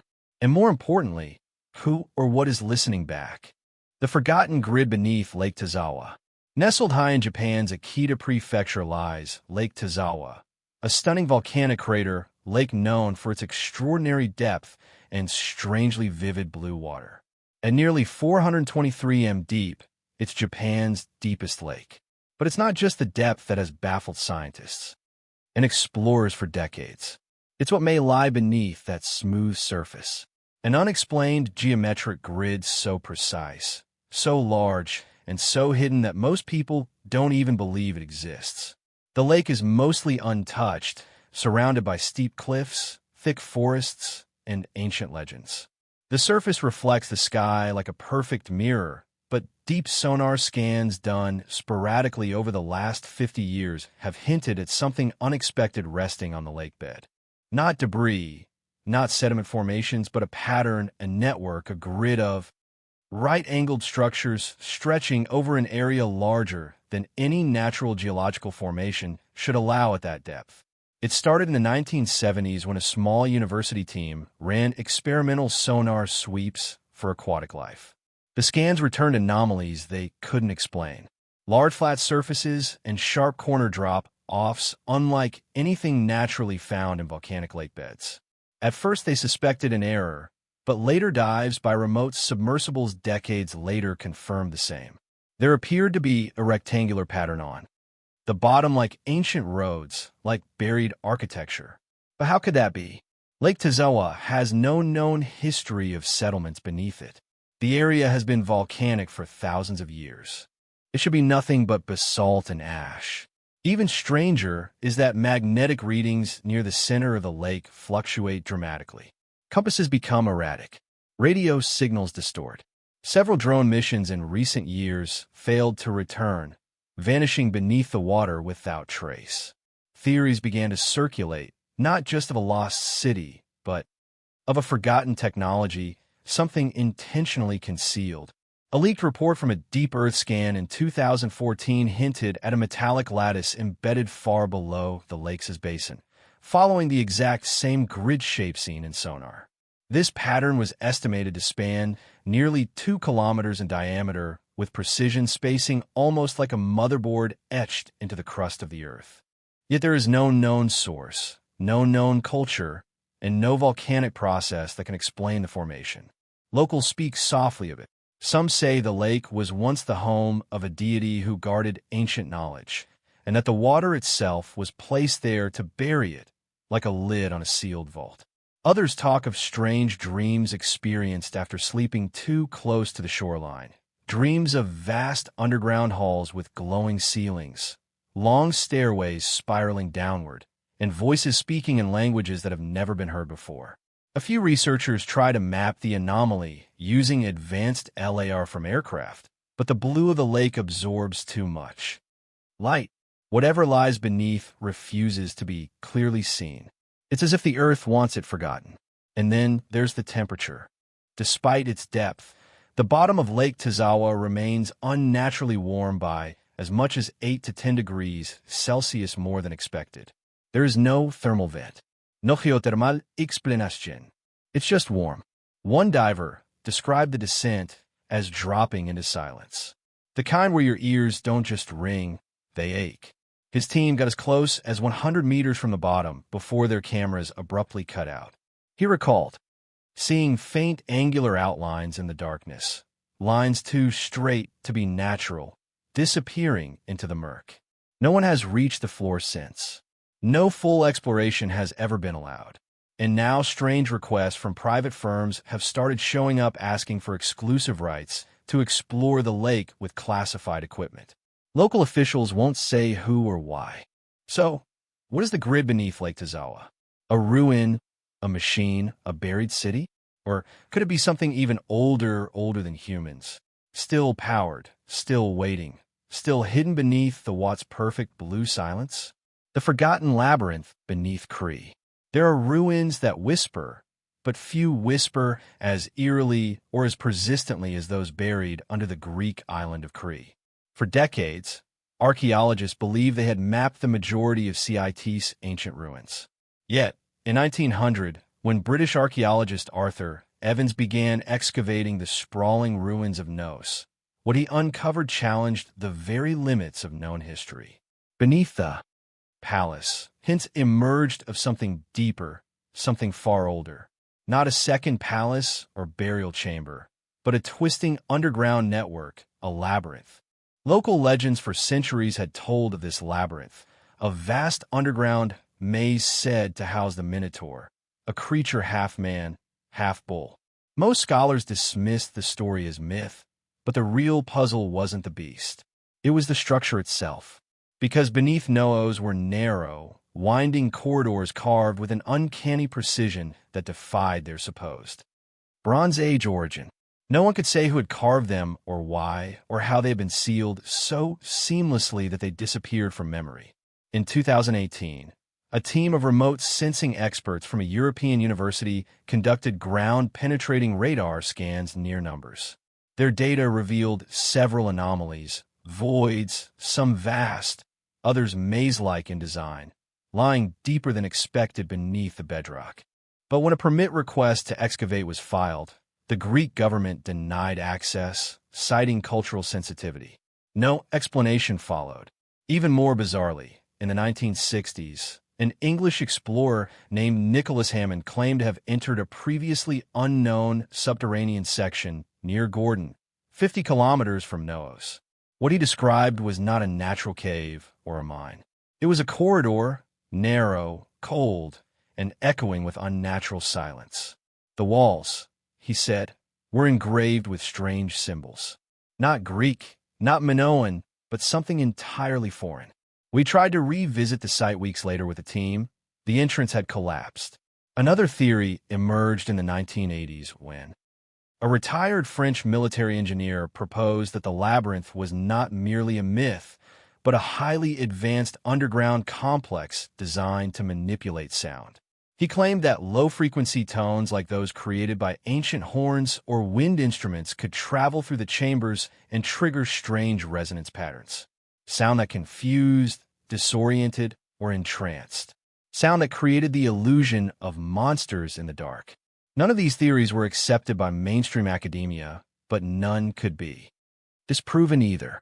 Even modern maps of the area around Nos show dead zones, stretches of land not scanned, not dug, not walked in decades. Some speculate that the government is aware of something older than the Minoans, something that could rewrite the region's entire prehistory. Curiously, local shepherds occasionally report strange sounds near the region's closed-off archaeological zones, low droning hums that seem to move underground. Others tell stories of livestock disappearing into sinkholes that appear for a day and vanish by morning. Many of the older villagers still refuse to walk alone at night near those hills, not because of myth, but because of memory. What lies beneath Cree may not be just stone corridors or Minoan legends. It might be a record of a culture older than any known to Europe. A culture that didn't just bury its dead, but buried its entire world in the labyrinth. Perhaps it was never meant to trap a beast. Perhaps it was designed to keep something in the disappearance of the Ubar Oasis. Deep within the scorching emptiness of the Rub al-Hali, also known as the empty quarter of Arabia, there are tales of an ancient city swallowed by the sands. A city once bursting with wealth, trade, and culture, yet so prideful it was said to have drawn the wrath of higher powers. This is Ubar, or as old Arabic texts call it, the Pillars. It's not just myth. The Quran references Iram as a real place, immense, powerful, and ultimately destroyed. For centuries, its very existence remained a puzzle. Some believed it was no more than a parable. Others were certain that it was out there somewhere beneath the dunes, hidden in silence. Then in the early 1990s, satellite imaging from NASA began to uncover ancient caravan routes deep in the desert. These trails converged at a single point. Archaeologists, intrigued by the clues, launched expeditions into the harsh desert, and what they found stunned the world. The ruins of a settlement buried beneath centuries of sand.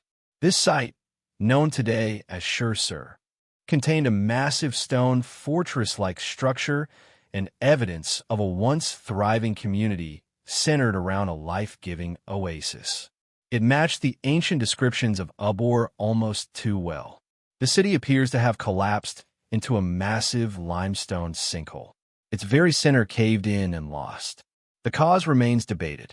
Was it an earthquake, a sudden shift in the water table, or was it, as ancient lore suggests, divine retribution for hubris? That's where the mystery thickens. Geologists studying the area confirmed that such a collapse could happen naturally, but the timing remains peculiar. Oral traditions in the region describe a sudden vanishing, not a gradual abandonment.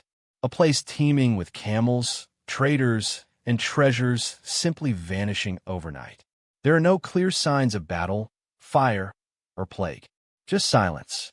What truly perplexes scholars is how advanced the city seemed for its time. It was a key hub along the frankincense trade route, controlling wealth that rivaled kingdoms.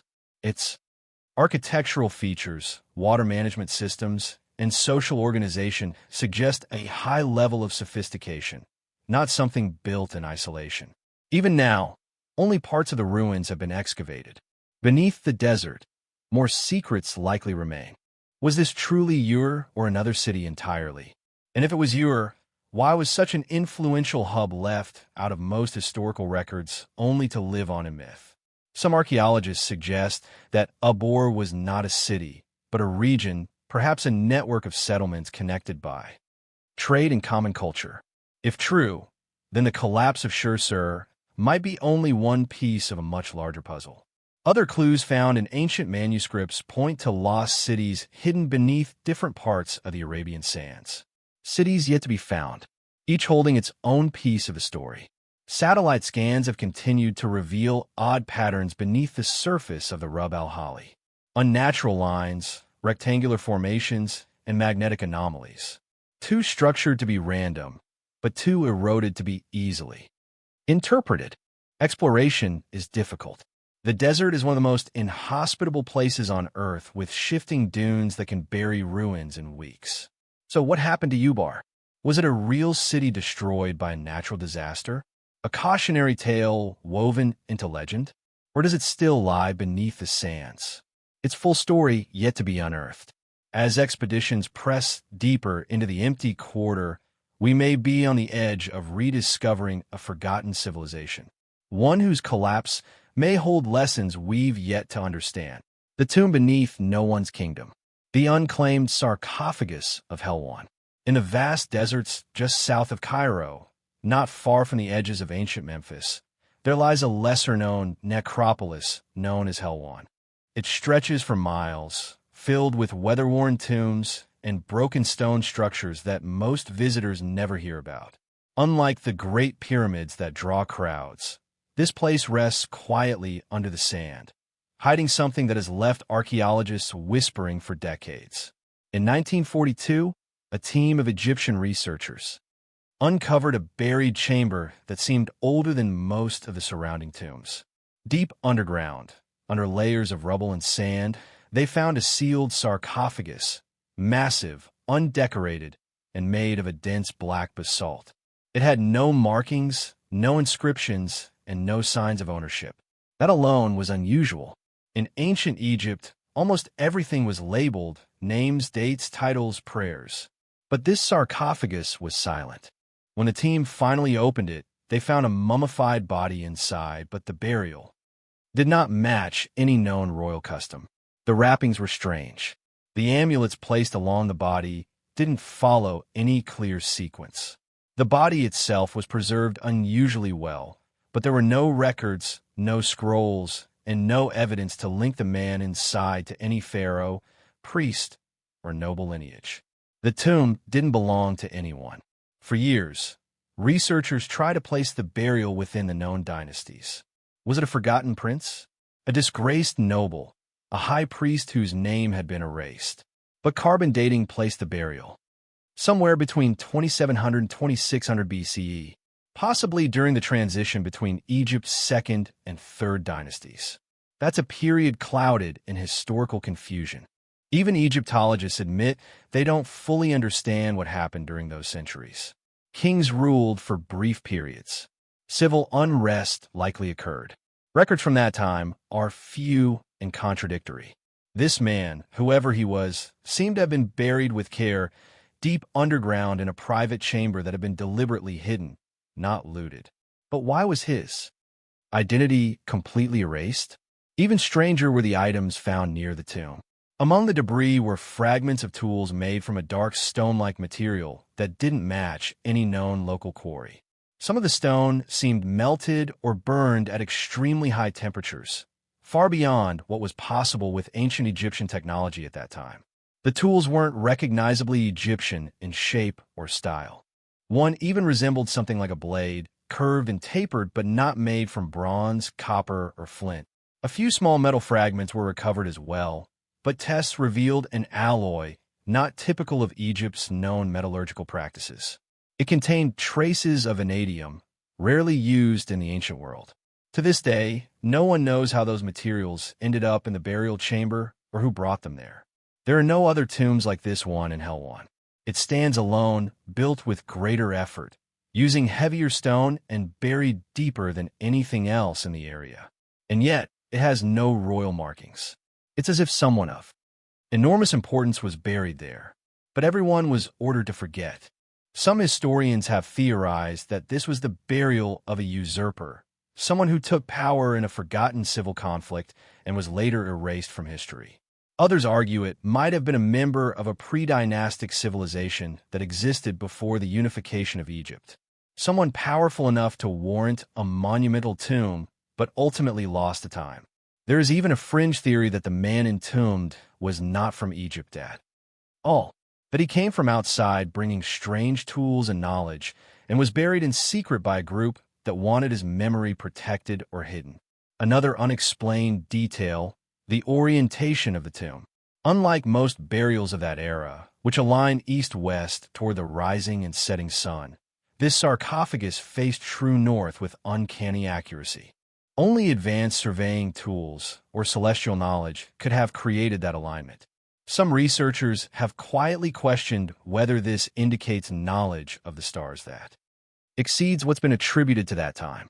There were no papyri inside, no seal of the pharaoh, no statues, irreverent masks, or traditional offerings, just the body, the black basalt, and a silence that still lingers in the chamber.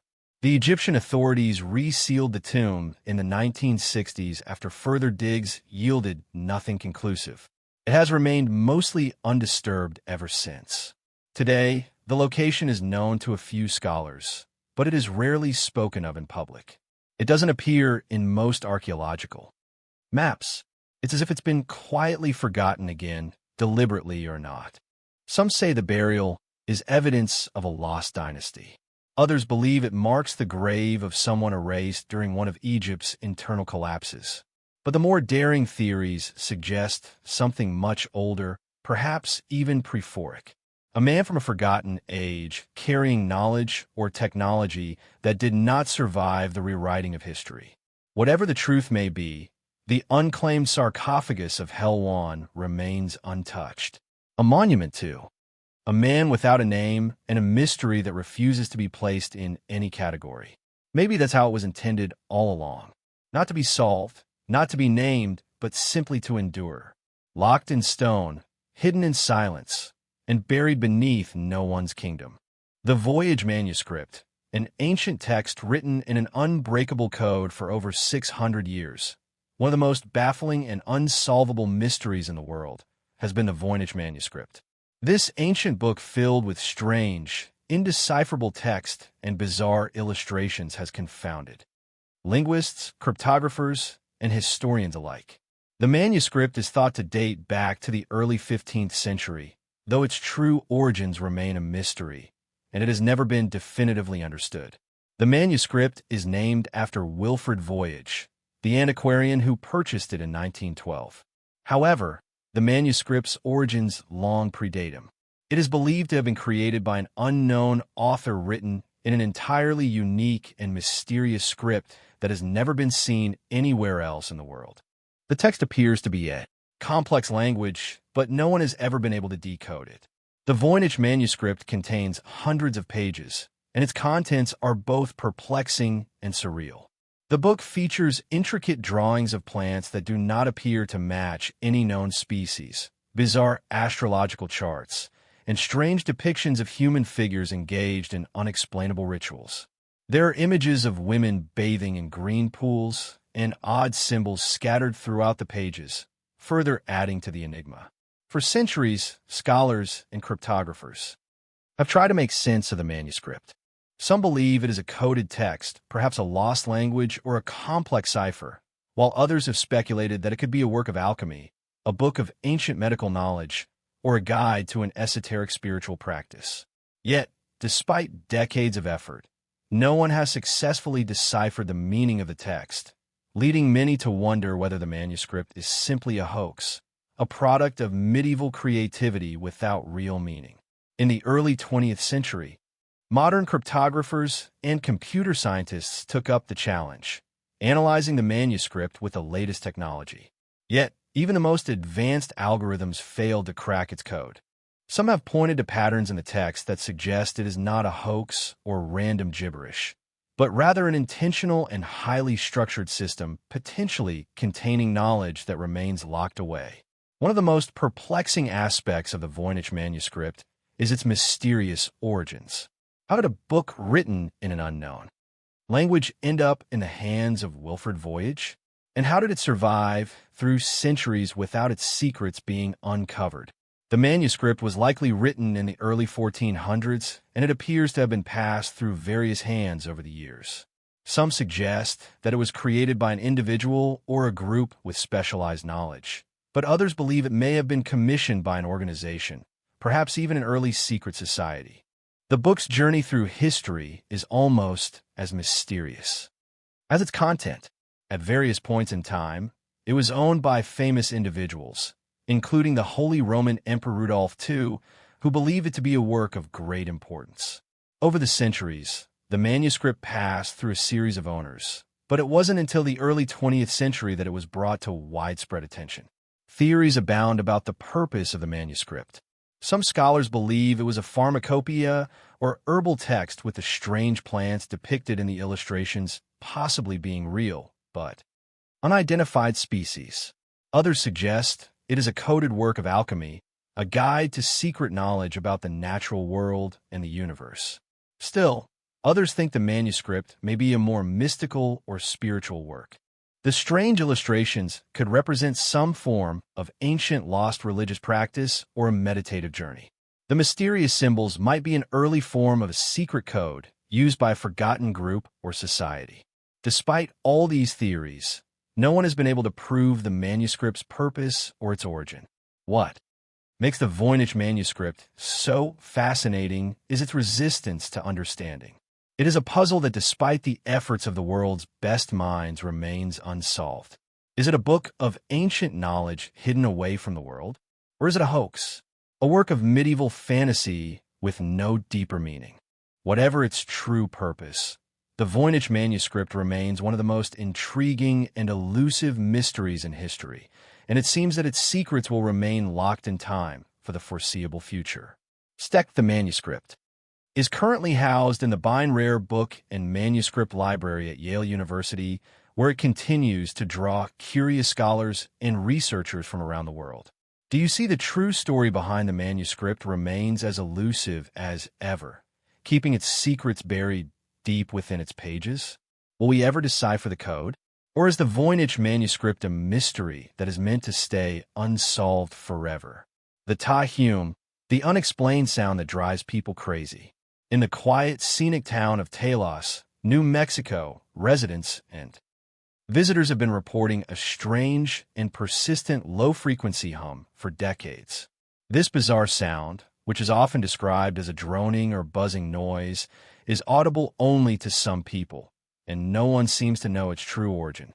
Known as the Ta-Hum, this unexplained phenomenon has perplexed scientists, researchers, and the people living in the area for over 70 years. The first reports of the Ta-Hum date back to the early 1990s, though it's believed that the phenomenon might have existed for much longer. The hum is typically described as a faint, deep vibrating noise that sounds like the distant hum of a diesel engine or a large industrial machine. It's so low-pitched that it's almost inaudible to most people, but a small percentage of the population, usually about 2 to 5% of those who live in or visit the area, are able to hear it clearly. People who can hear the Ta-Hum often describe it as a constant annoyance that disrupts their daily lives. It's been reported to cause symptoms like headaches, nausea, insomnia, and extreme irritability. Some claim it drives them to madness as the noise is constant, often only stopping when they leave the town. Despite numerous investigations, scientists have been unable to pinpoint the exact source of the hum. Several theories have been proposed to explain its origins, but none of them have been proven definitively. One possibility is that the hum is related to the unique geography of Ta. The town sits in a valley surrounded by mountains, and some researchers suggest that the sound could be caused by a rare combination of wind patterns which might amplify and resonate certain low-frequency noises. This could create a natural phenomenon that only a small group of people with sensitive hearing can detect. However, this theory doesn't account for the fact that the hum is described as being constant, often continuing even during calm weather. Other theories suggest that the hum could be linked to man-made sources. Some point to industrial equipment, military testing, or secret government operations. The nearby White Sands Missile Range, known for its extensive military tests, has often been suggested as a potential cause. Some people believe the hum could be a form of electromagnetic radiation or an undiscovered technological signal emanating from military activity or experimental research. A more far-fetched theory involves the presence of underground structures or secret tunnels beneath Ta. Some locals speculate that the hum is caused by vibrations from subterranean activity, though there's little evidence to support this idea. Another theory that has gained attention is that the hum might have psychological or physiological causes. It's been suggested that certain people might be more sensitive to sound due to a condition known as hypersensitivity to sound, or that it could be a form of auditory hallucination. However, the fact that the hum is heard by multiple people at once and in specific geographic locations makes this explanation less likely. Over the years, the Ta-Hum has remained a mystery. Despite efforts by various organizations and researchers to study the sound, no concrete explanation has emerged. Even more frustrating is that many people who hear the hum have reported no sources of noise when they try to locate it, and others who do not hear it can't understand why it drives some people to the edge of their sanity. The Ta-Hum has become one of the most enduring mysteries in modern history. Its origins remain a puzzle, and for those who hear it, the relentless hum continues to cast a shadow over the otherwise peaceful town of Ta. Is it a natural occurrence, a result of human activity, or something even stranger? The answers remain elusive, and the hum continues to haunt those who experience it. The Green Children of Woolpit, a tale of mysterious children from another world. In the 12th century, a strange and puzzling event occurred in the village of Woolpit, Suffolk, England. Two children, one boy and one girl, appeared seemingly out of nowhere, emerging from a mysterious green light in a local wolf pit, an ancient term for a trap used to catch wolves. They spoke an unknown language, wore odd clothing, and had skin that was an unusual green color. Their story has intrigued historians, cryptographers, and even modern-day conspiracy theorists for centuries. The children who were discovered by villagers were reportedly starving and appear to be in poor health. After being taken in by the villagers, the children were given food and care, though they initially refused to eat. Eventually, they began to consume food, but they would only eat beans. Over time, they began to recover, though they still maintained their strange appearance and behavior. The boy, who is said to have died shortly after the encounter, was described as being more withdrawn and ill. The girl, however, survived and went on to lead a life in the village. She learned to speak English and explained the strange circumstances of her and her brother's arrival. According to her account, she and her brother had come from a place called St. Martin's Land, a strange world that existed alongside ours. The children claimed to have come from a land where everything was green. Green fields, green trees, and green light. The girl's story became even more bizarre when she explained that they had been tending to their father's cattle when they had wandered into a cave and found themselves transported to this strange world. According to her, they had been lost in this otherworldly land for what seemed like a long time before they found their way to the wolf pit where they were discovered. Some historians have suggested that the story of the Green Children is merely a folktale or a product of medieval superstition, possibly invented to explain an event that could not otherwise be understood. However, others believe that the story may have a kernel of truth to it, pointing to the children's greenish tint as evidence of a medical condition. One popular theory is that the children may have suffered from a form of chlorosis, a condition caused by iron deficiency, which can cause the skin to appear greenish. Others believe the children's strange story could be a result of cultural confusion, where they may have come from a foreign land and simply had difficulty communicating with the local villagers. Their green skin and peculiar behavior could have been misinterpreted as something supernatural, leading to the creation of a legend. Yet another theory involves the possibility that the children were the survivors of a shipwreck or had been kidnapped from another part of the world. Their appearance and language altered by their isolation and trauma. Some speculate that they were refugees from a foreign country who had lost their way and ended up in Woolpit. But the most compelling theory remains that of their potential origin from another world entirely, a parallel dimension, an alternate reality, or even some kind of lost civilization. The idea that the Green Children were not of this earth has inspired countless theories, including the suggestion that they were from an advanced civilization with the ability to travel between dimensions. The Green Children's strange story continues to baffle researchers with no definitive explanation to this day. Was it a case of children lost in a foreign land, a medical condition that caused their unusual appearance? Or is there something more to the tale? A hint at a parallel world, a rift in time, or a cosmic accident that brought them to Earth? The case of the Green Children of Woolpit remains one of the most fascinating unsolved mysteries of medieval England. Their story has inspired books, films, and even academic studies as people continue to search for the truth behind the mysterious appearance of these enigmatic children. Despite centuries of speculation, the true origin of the Green Children remains as elusive as ever.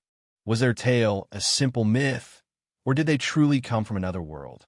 The answer may never be known, but the mystery of the Green Children of Woolpit continues to captivate the imagination of those seeking to uncover the truth. The ta-hum, a baffling low-frequency noise. In the small town of Taos, New Mexico, a mysterious phenomenon has baffled residents and scientists alike for decades. Known as the ta-hum, this low-frequency noise is only heard by a small percentage of the population, and it has been a source of intrigue and frustration for many who live in the area. The hum, described as a faint but persistent noise, sounds like a distant engine idling. A low-pitched hum that can be heard especially in quiet environments. People who hear the hum describe it as a constant droning noise that seems to come from nowhere, often disturbing their sleep and causing headaches, dizziness, and even anxiety. The hum is so elusive that it cannot be reliably recorded or measured by most standard equipment, making it even more perplexing. Despite extensive investigations, scientists have yet to determine the true cause of the Ta hum. It was first reported in the early 1990s by a small number of residents in Ta. But soon reports began to surface in other parts of the world, including the United Kingdom, Canada, and even parts of the United States. However, the phenomenon remains most closely associated with Ta, where it is so prevalent that it has become a part of local folklore.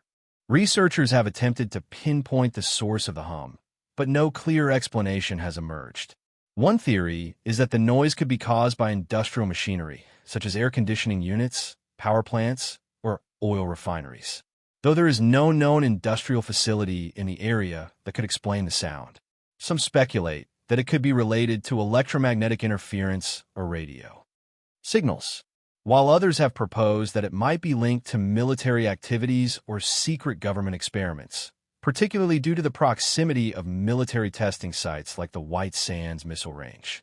Another hypothesis suggests that the hum is related to the phenomenon known as infrasound, a sound frequency that is below the range of human hearing, but still capable of being perceived by the brain. Some researchers believe that infrasound could be produced by natural events such as seismic activity or wind patterns, or even by human-made sources like turbines or large machinery. However, despite extensive research, no consistent infrasound source has been identified in Ta.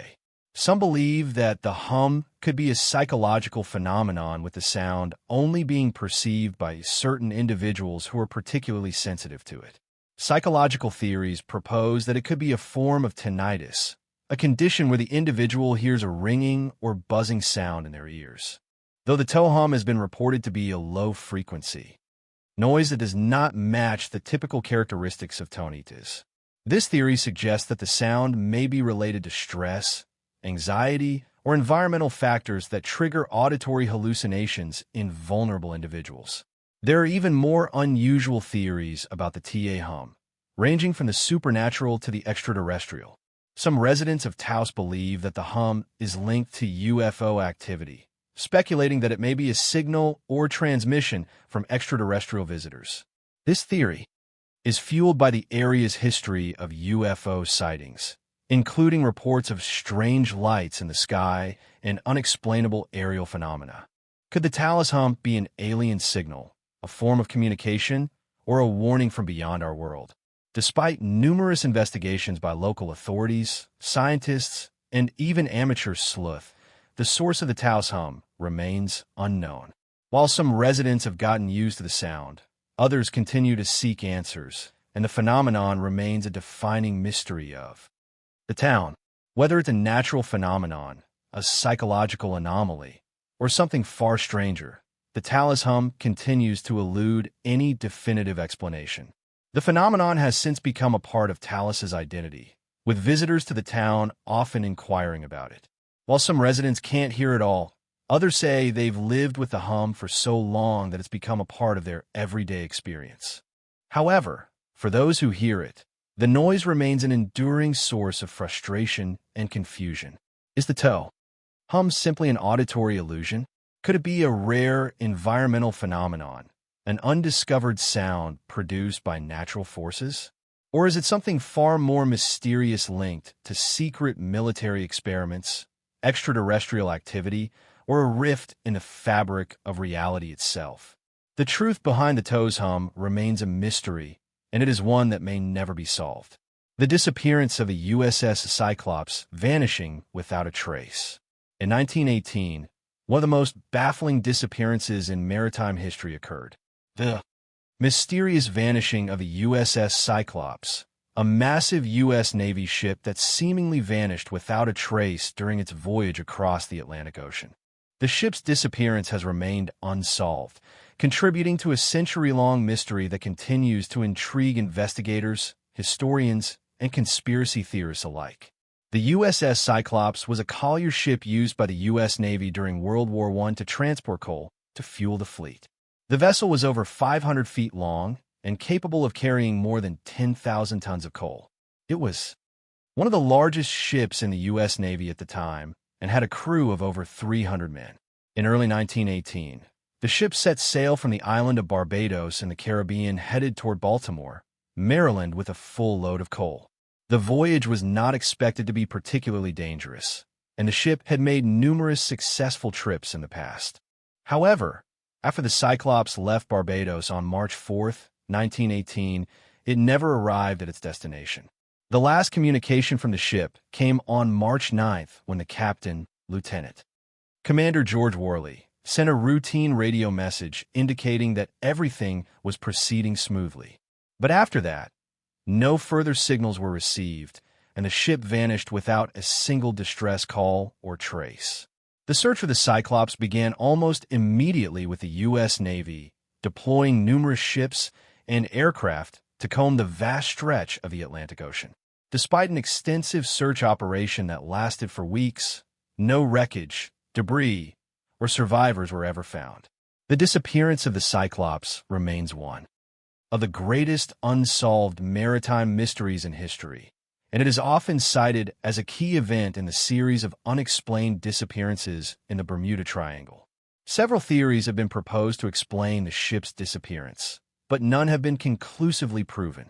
Some believe the Cyclops was the victim of a catastrophic event, such as a massive structural failure or an explosion. The ship had been carrying a large amount of coal, and it is possible that a fire started in the cargo hold and eventually caused an explosion.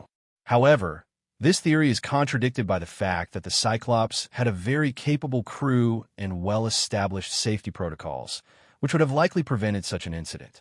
Another theory is that the Cyclops was sunk by a German U-boat, as it was during World War I.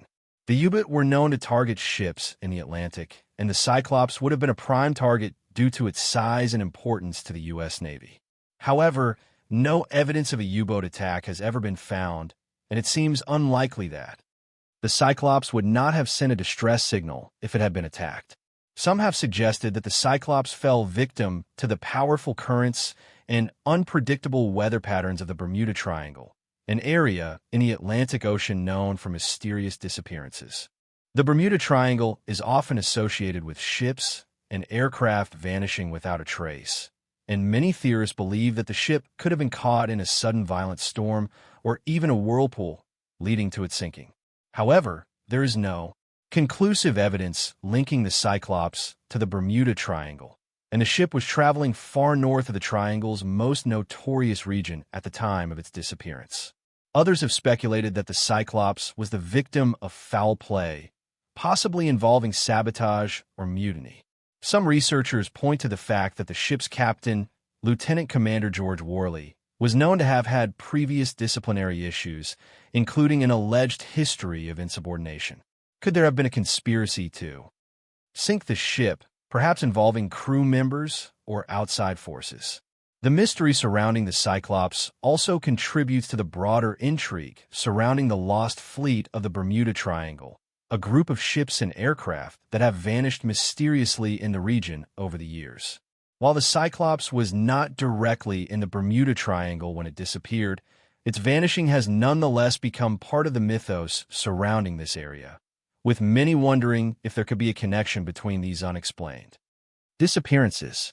Despite numerous theories and investigations over the years, the disappearance of the USS Cyclops remains unsolved. In 2018, the U.S. Navy formally declared the ship presumed lost and closed the case. But the enigma of the Cyclops persists, with no physical evidence to confirm its fate and no survivors to tell the story. The ship's disappearance, along with the loss of its crew, remains one of the most baffling and tragic mysteries in naval history. Was the USS Cyclops the victim of an accident, enemy action, or something more sinister? Could it have been lost to the treacherous waters of the Bermuda Triangle? Or was there a deeper conspiracy behind its vanishing? While the true fate of the Cyclops may never be known, its disappearance continues to captivate the imagination of those who seek answers to one of the most perplexing mysteries of the sea. The lost colony of Roanoke, an entire settlement, disappears. In 1587, a group of English settlers arrived on the island of Roanoke off the coast of what is now North Carolina. They were led by John White, who was tasked with establishing a permanent English colony in the New World.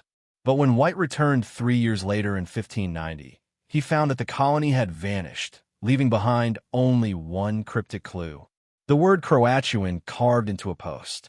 The disappearance of the Roanoke colony is one of America's oldest and most enduring unsolved mysteries, baffling historians, archaeologists, and researchers for centuries. What happened to the settlers of Roanoke? Did they leave willingly, or were they victims of violence or disaster? And what did the word Croatuan mean? The answer to these questions remains elusive. The story of Roanoke begins in 1585 when Sir Walter Raleigh, an English explorer, established the first colony on Roanoke Island. However, this initial settlement was short-lived and plagued by poor relations with the local Native American tribes, food shortages, and an insufficient supply of resources. As a result, many of the settlers abandoned the colony and returned to England. In 1587, a new group of settlers led by John White arrived at Roanoke Island with the hope of establishing a more successful and permanent settlement. White was chosen to lead the expedition, and he brought with him his wife, daughter, and granddaughter. Upon their arrival, White and the settlers began construction of a new colony. Soon after their arrival, White decided to return to England for supplies, as their provisions were running low. He promised to return quickly, but due to a series of delays, most notably the outbreak of the Anglo-Spanish War, White was unable to return to Roanoke for 3 years. When he finally arrived back on the island in 1590, White was shocked to find that the settlement was completely abandoned. The houses had been dismantled, and there was no sign of the settlers. The only clue that remained was the word Croatuan carved into a post and the letter Crow carved into a tree nearby. Croatuan was the name of a nearby island, and it was believed that the settlers may have relocated there, but no one knows for certain. Despite a thorough search of the area, no trace of the settlers was ever found. White's search for them on Croatan Island, located about 50 miles away, was unsuccessful. The settlers were never heard from again, and their fate remains a mystery. Several theories have been proposed to explain the disappearance of the Roanoke colony, but none have been definitively proven. Some believe that the settlers may have been attacked by Native American tribes who were already hostile toward the English settlers due to previous conflicts. However, there is no concrete evidence to support this theory, and some researchers suggest that the settlers may have been integrated into nearby tribes, particularly the Croatuan people who lived on the island near where the clue was found. Another theory is that the settlers simply abandoned the island and relocated elsewhere. Some believe that they may have moved north to join another English settlement, or even gone further inland away from the coast. However, the lack of any definitive evidence of their relocation makes this theory difficult to prove. One of the most intriguing and speculative theories is that the settlers may have been the victims of a natural disaster, such as a hurricane or flood, which could have destroyed their settlement and scattered the survivors. But given the time frame, 3 years, this theory seems less likely, especially as the colony was located in a relatively sheltered area. A more recent theory suggests that the settlers may have fallen victim to a disease such as smallpox, which would have decimated their population and led to their eventual abandonment of the colony. However, no evidence of mass graves or remains has been found to support this idea. Over the years, numerous expeditions have been launched to uncover the truth behind the fate of the Roanoke colony. Archaeologists have excavated parts of Roanoke Island and surrounding areas in an attempt to find evidence of the settlers. In the 1990s, for example, a team of researchers uncovered artifacts that appear to be of European origin, suggesting that the settlers may have integrated with Native American tribes. However, these findings have not provided definitive answers. The disappearance of the Roanoke colony has been the subject of countless books, documentaries, and theories, and it continues to captivate the public imagination. The mystery of the lost colony has even found its way into popular culture, inspiring movies, TV shows, and even a national park in North Carolina dedicated to exploring the history and mystery of Roanoke Island. The word Croatuan remains the only clue that the settlers left behind, and its meaning has been the subject of much debate. Some historians believe that it refers to the Croatan island where the settlers may have relocated, while others speculate that it was a message to future English explorers indicating where the settlers had gone. Some even suggest that the word could have been a form of distress signal indicating that the settlers were in trouble. Despite centuries of research, the fate of the Roanoke colony remains a mystery. The question of what happened to the settlers, who they were, and where they went still haunts those who study the history of early American colonization. While it is possible that the truth may never be uncovered, the mystery of Roanoke continues to captivate historians, archaeologists, and curious minds around the world. The Dyatlov Pass Incident. 9 skiers' unexplained deaths in the Ural Mountains. In February of 1959, 9 experienced hikers from the Ural-Polytechnic Institute in Sverdlovsk, Soviet Union, embarked on a skiing expedition in the remote snow-covered mountains of the northern Ural Range. They set out on a journey that was supposed to last several days, but what was intended to be a routine trip turned into one of the most puzzling and eerie mysteries in history. When the hikers failed to return as scheduled, a search party was sent out. What they discovered at the site of the hikers' camp sent shock waves through the Soviet Union and the world. The bodies of the hikers were found scattered across the snow, and the circumstances surrounding their deaths remain inexplicable to this day. The Dyatlov Pass Incident, named after Igor Dyatlov, the leader of the group, has become one of the most mysterious and debated unsolved events in modern history. What happened to these 9 hikers? Why did they abandon their tent in the middle of a freezing night and flee into the wilderness without proper clothing or equipment? And how did they die in such an eerie and puzzling manner? The mystery begins with the group's journey. Led by Igor Dyatlov, the team of experienced hikers included 8 men and 2 women, all of whom were skilled mountaineers.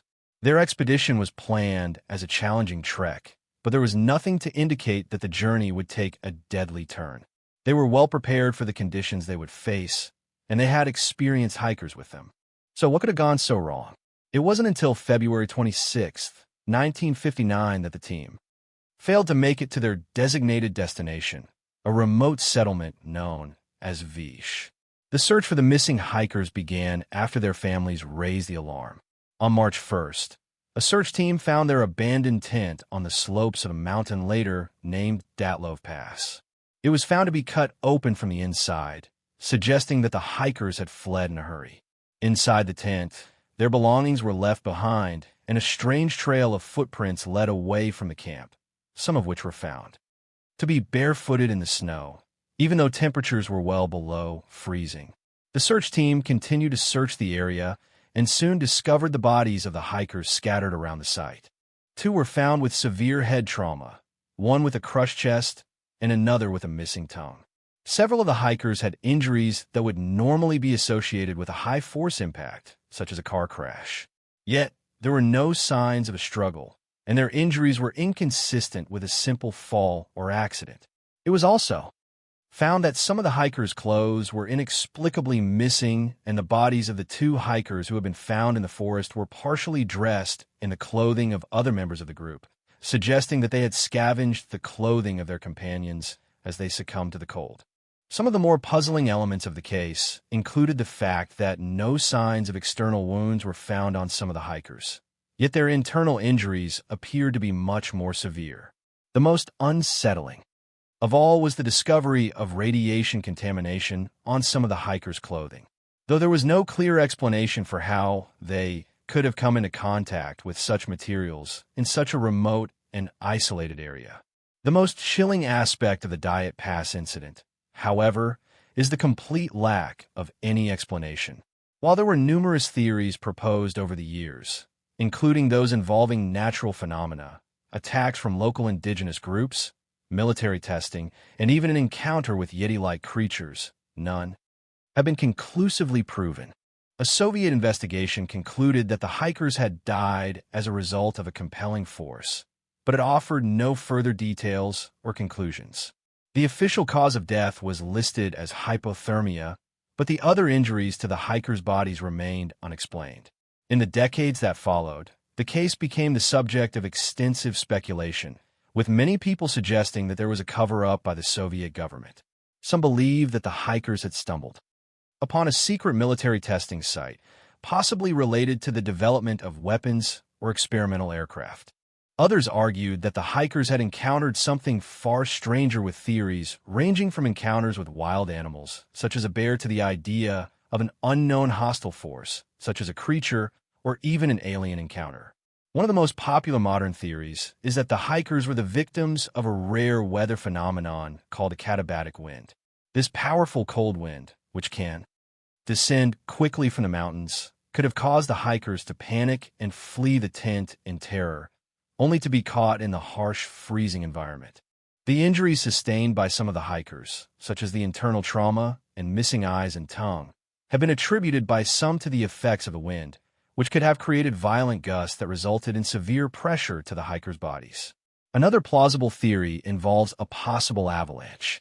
The hikers had set up their camp on a slope, and some researchers have suggested that a small avalanche could have occurred in the night, forcing them to flee in a panic. However, the lack of snow or debris in the area has raised questions about this theory. In 2019, Russian investigators reopened the case and concluded that an avalanche or snow slab could have been responsible for the incident. However, this theory still doesn't explain some of the more bizarre aspects of the case, such as the missing tongue, the radiation found on their clothes, or the injuries that seem inconsistent with an avalanche. Despite decades of investigation, the Dyatlov Lav Pass incident remains unsolved, and it has captivated the public's imagination for years. Theories continue to circulate, and the mystery still lingers over the tragic fate of the 9 hikers. The Dyatlov Lav Pass incident serves as a chilling reminder of the dangers that can lie hidden in the wilderness and the uncertainties that come with venturing into the unknown. Whether the hikers were the victims of an accident, a secret military operation, or something far stranger, the truth remains elusive and the mystery endures. The giant footprints of Indera, clues to a lost colossus. In the hills of northern Syria, not far from the ancient city of Aleppo, lies a set of ruins that have puzzled archaeologists for decades. Among the worn stone foundations and scattered columns of the Indera temple complex, something deeply unusual waits in plain sight. 2 massive footprints, each over 1 meter long, carved directly into the stone floor. Unlike anything else found in the ancient Near East, these mysterious impressions raise a question that still echoes through the archaeological world. Who or what were these footsteps meant to represent? The Dara temple dates back to the Iron Age, constructed sometime between 1300 and 740 BCE. It's thought to have been dedicated to a deity, possibly Ishtar or Balhad, and the architecture shares striking similarities with descriptions of Solomon's temple in Jerusalem. But while much of the temple is typical of its time, decorative basalt lions, sphinxes, and ornate relief carvings, the footprints defy any ordinary explanation. The first footprint is located just at the temple's threshold. The second, about 10 meters ahead, appears mid-stride, as if the figure walked directly into the sacred chamber. If they are literal footprints, they would belong to a being at least 60 foot tall. Were they symbolic, ceremonial, or could they point to something older, something tied to long-lost beliefs about divine giants or forgotten deities? What deepens the mystery is the craftsmanship. These aren't rough impressions. Each toe is clearly outlined, and the heels sink slightly deeper into the stone, mimicking the pressure one would expect from a real step. The placement isn't random, either. Their orientation seems intentional, suggesting a deliberate narrative. A being enters, walks forward, and vanishes. Curiously, similar colossal footprints have been reported in other ancient sites across the world. In India's Tamil Nadu region, Sri Lanka, South Africa, and even on an isolated plateau in Bolivia, legends speak of giants who once roamed the earth. Some of these sites also display enormous footprints carved or impressed into stone, often near temples or sacred places. What could explain this repeated motif? One theory suggests that the era prints symbolized a divine presence, perhaps marking where a god or goddess was believed to have entered the temple. In ancient Mesopotamian and Levantine cultures, gods were often imagined as physically immense, and temples were considered the literal homes of these beings. The footprints, then, may be a kind of visual storytelling, a sacred metaphor etched in stone, but others are not so sure. A growing fringe of researchers and independent historians have proposed that these footprints may point to real beings, giants whose stories were passed down in myth, but based on actual encounters. While mainstream archaeology firmly rejects the idea of ancient giants, the precision and scale of the Endara carvings leave an uneasy silence in their wake. Adding to the intrigue is what surrounds them. The temple is adorned with rich symbolic artwork. Lions at the base of staircases, winged creatures on the walls, and floral designs that some scholars believe map celestial patterns. Could the entire site be part of a larger symbolic system, an attempt to encode knowledge or preserve an ancient memory? Unfortunately, a large part of the Era temple was destroyed by an airstrike during the Syrian civil war in 2018. Much of its structure, including part of the mysterious footprints, was damaged or lost. What remains is a fragmented piece of one of the Middle East's most enigmatic relics, and the opportunity to investigate it further has been greatly diminished. Still, images, measurements, and studies survive, and with them, the questions remain. Were the footprints part of a lost religious rite, an ancient storytelling method, or something even stranger, evidence of a world before ours, populated by beings far larger than we can now imagine? The temple's designers may have intended to honor a deity, evoke a sense of awe, or mark a sacred journey. But what they left behind, whether intentional or not, touches something older in the human imagination. It evokes that age-old belief, shared across continents and cultures, that giants once walked the earth, and now, in the silence of the desert ruins, only their footprints remain.